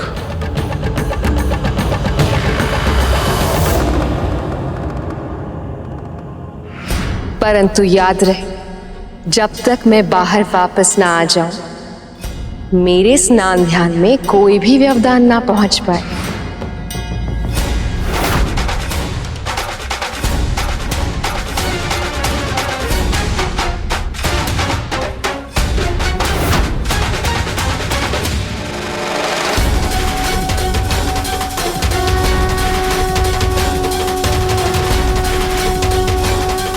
ये विचित्र व्यक्ति कौन है? ये बालक कौन है और यहाँ क्या कर रहा है ये? अब से पहले तो इस बालक को हमने कभी देखा नहीं। कहां से आया है ये? और माँ कहाँ है? सत्य देवी, महादेव लौट कर आ रहे हैं। यह सोच के तो आपका मुख और खिल उठा है। अब तो आपको कोई श्रृंगार करने की आवश्यकता ही नहीं है। पर हम आपको बिना श्रृंगार के रहने देंगे क्या? हम तो अपने हाथों से सजाएंगे। आज आपके पुत्र का जन्म हुआ है, इसलिए आज का ये दिन आपके लिए और महादेव के लिए बहुत ही विशेष है। और इसीलिए आज का ये दिन हम एक उत्सव की तरह मनाने में कोई कमी नहीं रहने देंगे। महादेव जब पहली बार अपने पुत्र को देखेंगे तो कितने प्रसन्न होंगे वो।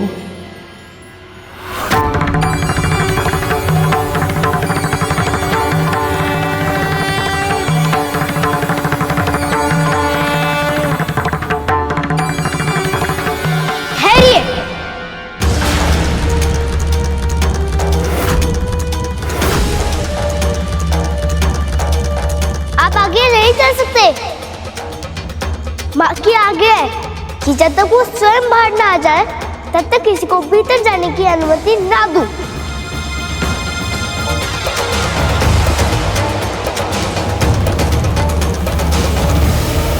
रुकिए।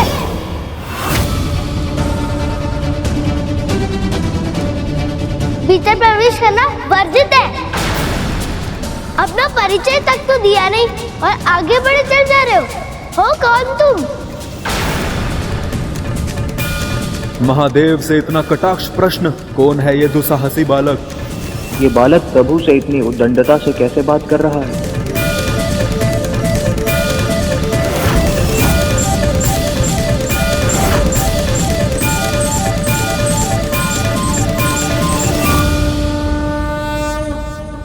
लगता है कोई भिक्षुक हो। भिक्षा चाहिए तो माँ के स्नान के बाद आ रहा। जो चाहिए मिल जाएगा। कौन है ये बालक जो कैलाश में मुझे नहीं जानता?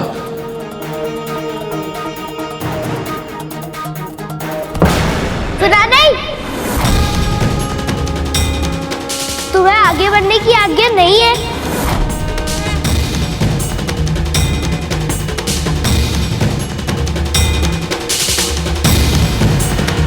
अच्छा, तुम्हें बहुत जोर से भूख लगी है तो पहले क्यों नहीं बताया? मैं तुमको मेरे फल दे सकता हूँ। चाहिए? तुम कौन हो बालक? मैं तुम्हें भीतर जाने से रोक रहा हूँ, फिर भी समझ में नहीं आया? यहाँ का स्वामी हूँ मैं।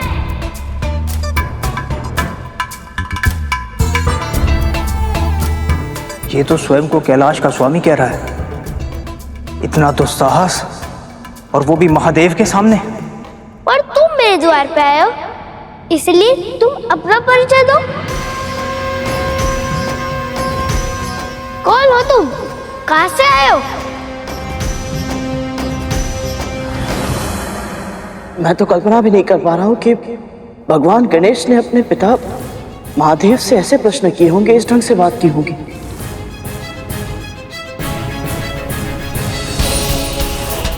मैंने तो उन्हें केवल अपने माता पिता से ही नहीं बल्कि सभी देवी देवताओं से बड़े ही विनम्र और सम्मान के साथ बात करते हुए देखा है। स्वयं परब्रह्म स्वरूप है वो, फिर भी उन्हें इस बात का तनिक भी अभिमान नहीं। फिर ऐसा इसलिए कर क्योंकि तुम उस समय की बात कर रहे थे जब उन्हें इस बात का आभास नहीं था कि उनके माता पिता कौन और वो स्वयं कौन। हम जिस समय की कथा कर रहे हैं उस समय तक गणेश भगवान गणेश नहीं बने। ना तो उन्हें अपनी वास्तविकता का आभास था और ना ही अपने पिता की पहचान का ज्ञान। वो तो केवल अपनी मां को जानते थे। वो इस बात से अज्ञात थे कि उनके सामने जो देव है वो उनके पिता है और उनका अपमान करना मतलब क्रोध को आमंत्रण देने के समान था।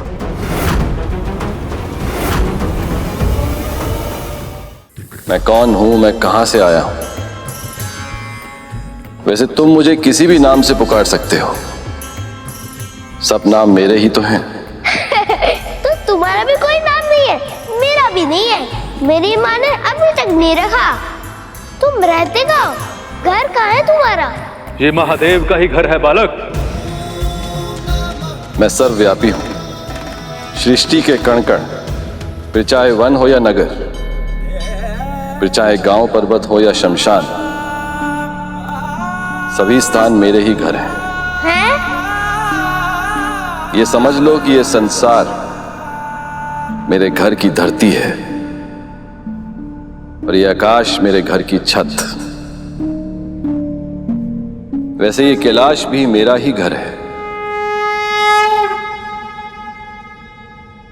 अब तक तो मैं तुम्हें भिक्षुक समझ रहा था और तुम तो बहरूपी निकले। ए बालक, प्रभु तुम्हें बालक समझ के मुस्कुरा रहे हैं। जिन्होंने संसार को सब कुछ दिया, इस सृष्टि के कल्याण के लिए अपना सब कुछ त्याग दिया, उन्हें कभी भिक्षुक कहते हो तो कभी बहरूपिया। अरे लज्जा आनी चाहिए तुम्हें। तुम कह रहे हो इसलिए मैं मान लूं? ये सब कुछ संसार को देते हैं जिनके पास ना तो ढंग के वस्त्र है और ना तो कोई रहने का स्थान।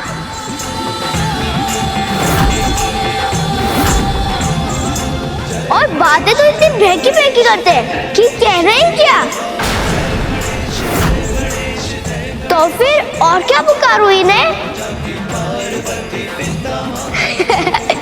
जाकर जल में अपना प्रतिबिंब देखो, कोई भिक्षुक या बहरूपी रखते हो? कितनी घनी चटाई है तुम्हारी, कभी सोच करके सुलझाते नहीं हो क्या? और विडंबना यह है कि जिस समय वो बालक महादेव से ऐसे प्रश्न कर रहा था, उस समय मां पार्वती अपना श्रृंगार करते हुए भी महादेव के ध्यान में ही रमी थी। और उनकी स्तुति करते करते उस बालक के प्रश्नों के उत्तर दे रही थी, परंतु वो बालक अपने अज्ञान और अभिमान के कारण उन्हें सुनने में असमर्थ था। ये केश उन्हें बहुत प्रिय है, जिस तरह मुझे प्रिय है मेरे महादेव की जटाएं, क्योंकि वो शुद्धता के प्रतीक है। महादेव ने अपनी जटाओं में गंगा को बांधकर उसे भी पवित्र कर दिया है।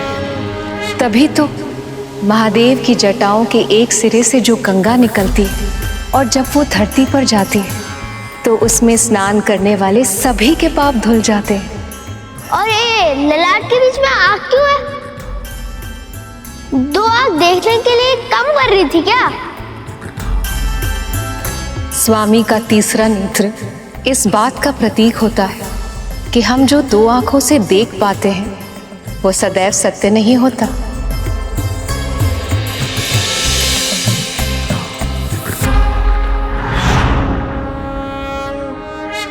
सत्य का ज्ञान केवल अंतरात्मा की आंखों से हो सकता है। मुझे मूर्ख समझते हो क्या? जिसे सत्य का ज्ञान होगा वो क्या गले में सर्प लेके घूमेगा?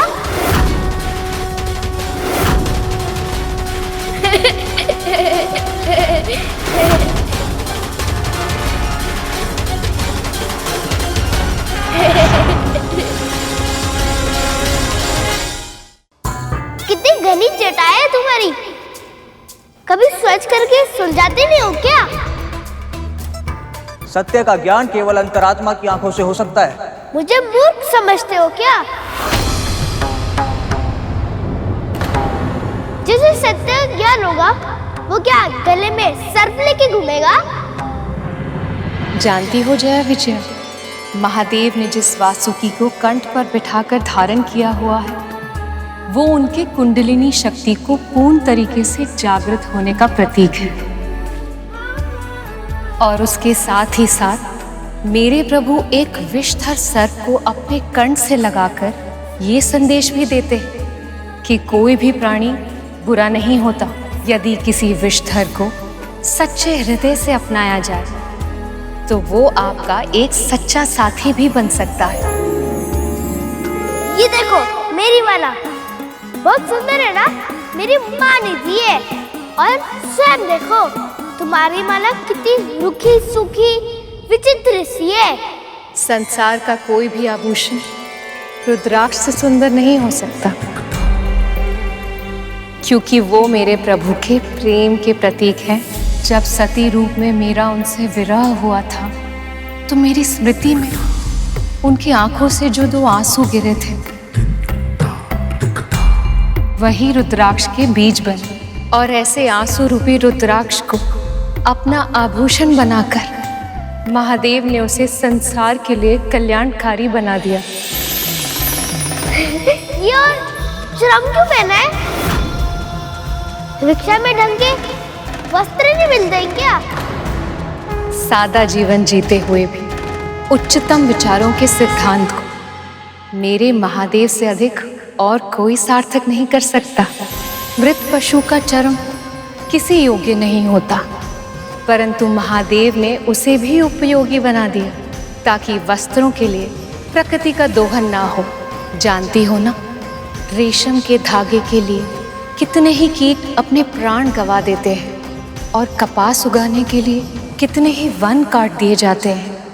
यही नहीं, महादेव तो वो हैं जिन्होंने अपने शत्रु के चर्म को अपनाकर उन्हें सम्मान दिया, उनका सत्कार किया। इनके मन में कोई द्वंद्व नहीं है, ना कोई मित्र है और ना ही कोई शत्रु।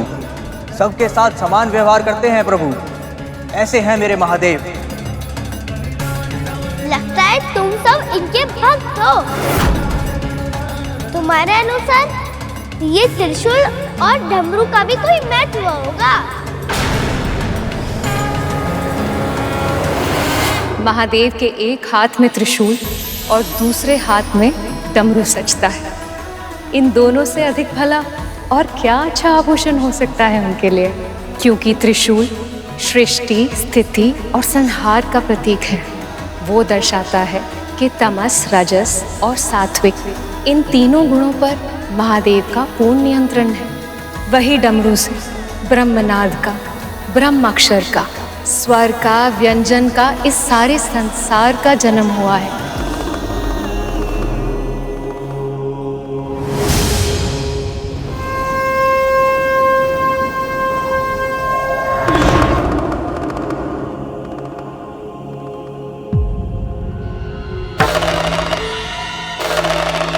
महादेव अपने तन को उस भस्म से सजाते हैं जो अनश्वर है।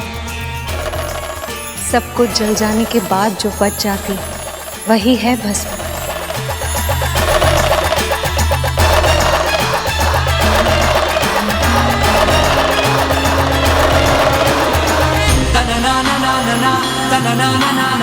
इसका स्पर्श मन को शांति दे रहा है। क्या है ये? अब इस ना समझ के प्रभु के वास्तविक रूप का और महिमा का ज्ञान अवश्य होगा।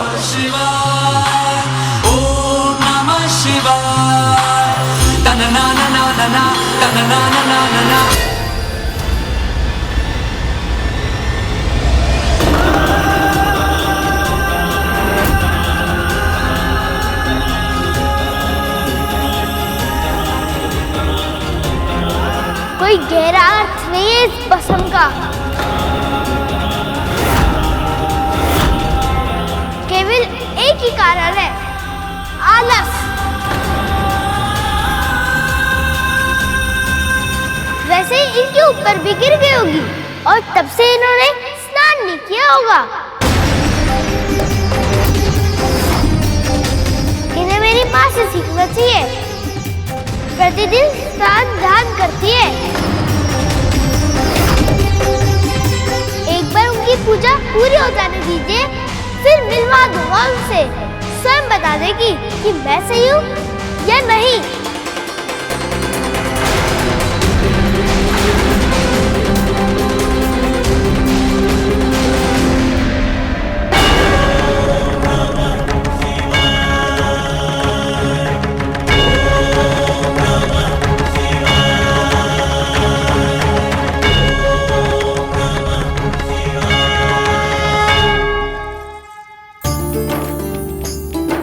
देवी, अब आप पूर्ण रूप से तैयार हो गए हैं।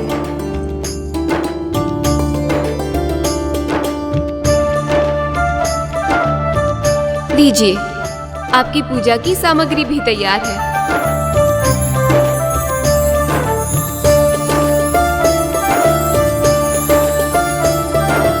रुकिए, आपके बालों की ये एक लट ना बहुत ही हटी है, इसे मैं सही कर देती हूँ। बस बस बस करो जय विजया, महादेव आते ही होंगे। प्रवेश करते ही यदि उनकी आंखों ने मुझे नहीं देखा तो वो निराश हो जाएंगे। उनके आने से पहले मुझे पूजा भी समाप्त करनी है। अब जाओ। चलो।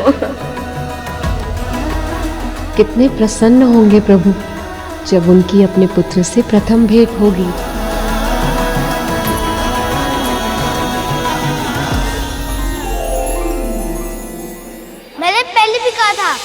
मेरे माँ ने मुझे आदेश दिया है, जब तक वो अपना स्नान, श्रृंगार और अपना पूजा समाप्त नहीं कर लेती, वो स्वयं बाहर नहीं आएंगी। तब तक मैं किसी को भीतर प्रवेश नहीं करने दूंगा। और मेरे लिए उनके आदेश सर्वोपरि है।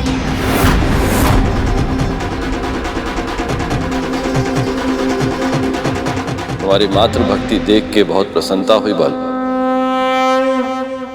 पर बस कुछ और नहीं सुनना मुझे।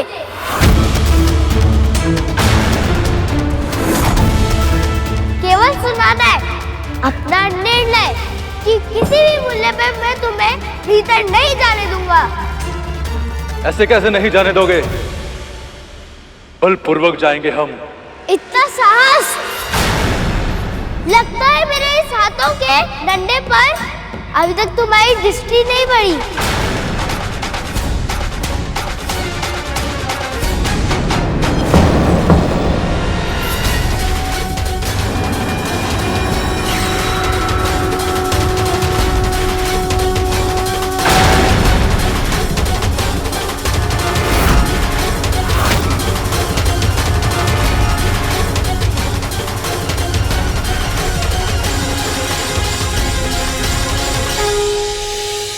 इस डंडे का इतना प्रभाव, ये कैसे संभव है प्रभु?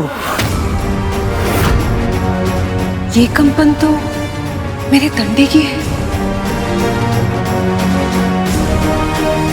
सब ठीक तो है ना पुत्र?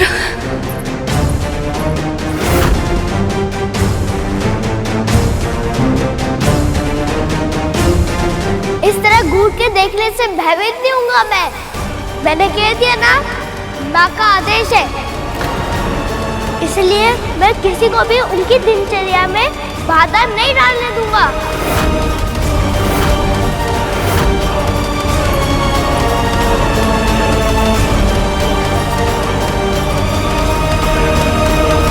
यदि तुम्हारी माँ चाहती है कि उनसे कोई भेंट ना करे तो ऐसा ही होगा।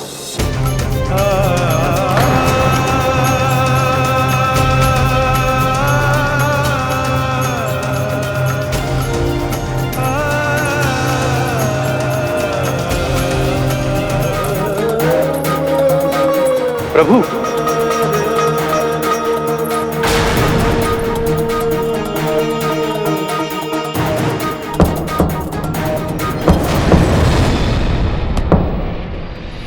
पार्वती के मन में उमड़। अच्छा, तो इस डंडे को जमीन पर पटकने से कंपन आई थी। मेरा पुत्र बिल्कुल भैया विष्णु के अवतार कृष्ण के भांति ही नटखट है, ठीक वैसा जैसा मैं चाहती थी। बालक फरमा प्रेम लुटाती, प्रथम देवता जग में उसे बनाती। हाँ, प्रथम देवता जग में उसे बनाती। बड़ा उपयोगी शस्त्र है भाई। कुछ देर अवश्य लगी, पर अंत में मुझसे भयभीत होकर मेरी बात मानकर वो वापस लौट गए। अच्छा हुआ माँ की पूजा में कोई विघ्न नहीं आया।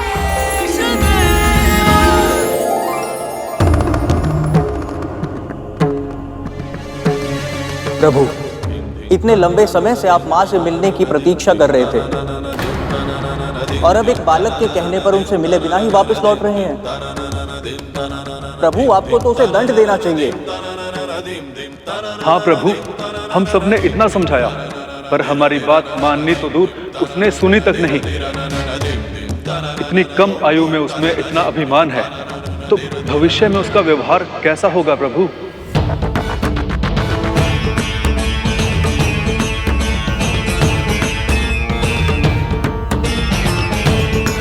वो बालक उद्दंड तो है,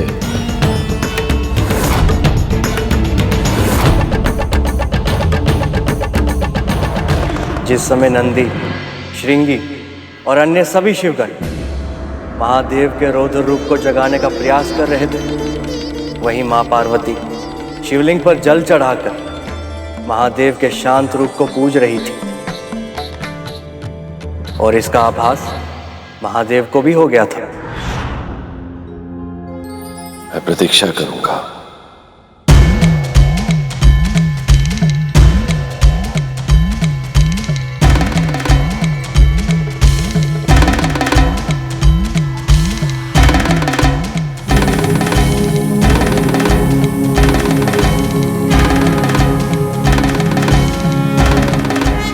प्रभु तो पुनः ध्यान करने लगे। उस बालक के कारण प्रभु और माता के मिलन में एक बार फिर विलंब हो गया। अब मुझे ही उस उद्दंडी बालक को शीशता का पाठ पढ़ाना होगा, ताकि प्रभु और माता का मिलन शीघ्र ही हो सके। इतना सब कुछ हो जाने के बाद भी महादेव को क्रोध क्यों नहीं आया गुरुदेव? वो स्वयं को शांत कैसे रख पाए?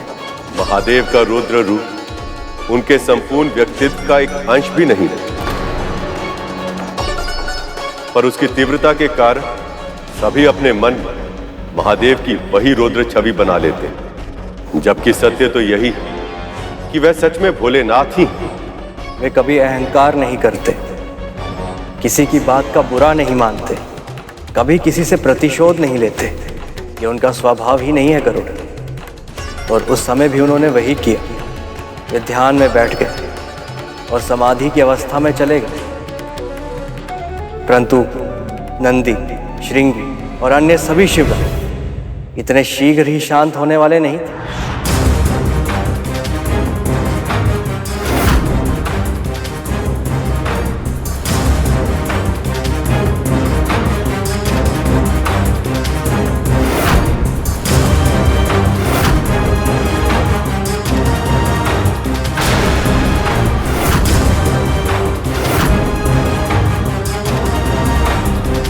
अपने प्रभु को कहाँ छोड़ा है तुम सब? बालक, तुम्हारी उद्दंडता अब सीमाएं तोड़ रही है। यदि अपनी माँ की आज्ञा पालन करना उद्दंडता है, तो ये उद्दंडता मैं अवश्य करूँगा। देखता हूँ क्या बिगाड़ते हो तुम सब मेरा। सावधान बालक, तुम हमारे प्रभु को नहीं जानते। वो शिव हैं, शिव, देवों के देव महादेव। इनका क्रोध बहुत भयंकर होता है। ना तो मैं उनके क्रोध से भयभीत हूँ और ना तो उसकी भयंकरता से। भयभीत होने की आवश्यकता है बालक। जब अहंकार बुद्धि पर हावी हो गया था और वह चालता विवेक पर भी, तब उन्होंने ब्रह्मा जी का शीश काट दिया था। ऐसे है हमारे महादेव।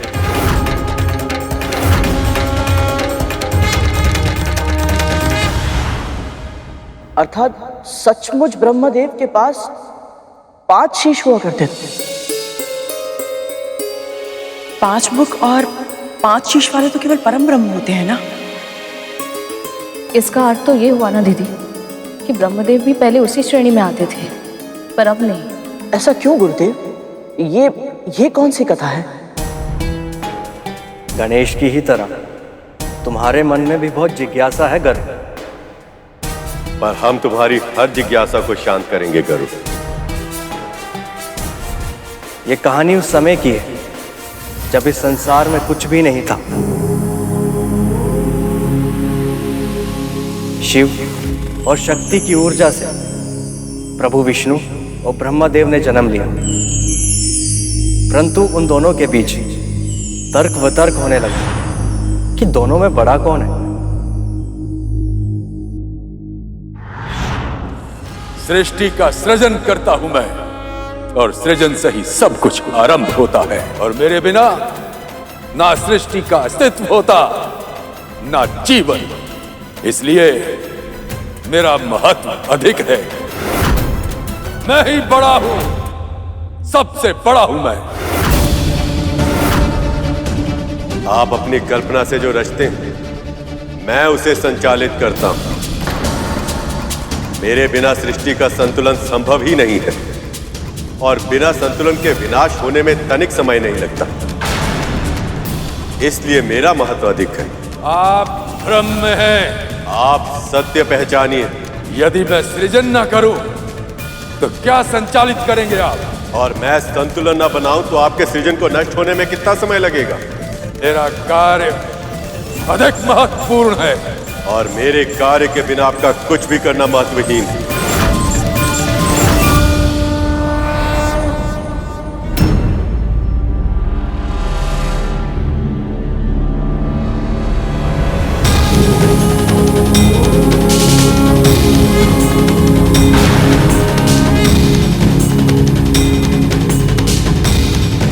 ये स्तंभ क्या है? ये ऐसा लगता है जैसे किसी दिव्य शक्ति का रूप हो। फिर भी ना तो इसका रूप है, ना ही रंग, और ना ही आकार।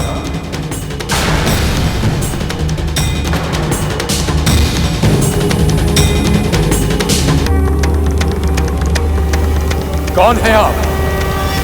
यही तो जानना है तुम्हें। स्वयं को सबसे बड़ा सिद्ध करने का प्रयास कर रहे थे तुम दोनों। जो इस स्तंभ का आदि और अंत ढूंढ लेगा, वही सबसे सर्वश्रेष्ठ कहलाएगा और वही पूजनीय बन जाएगा।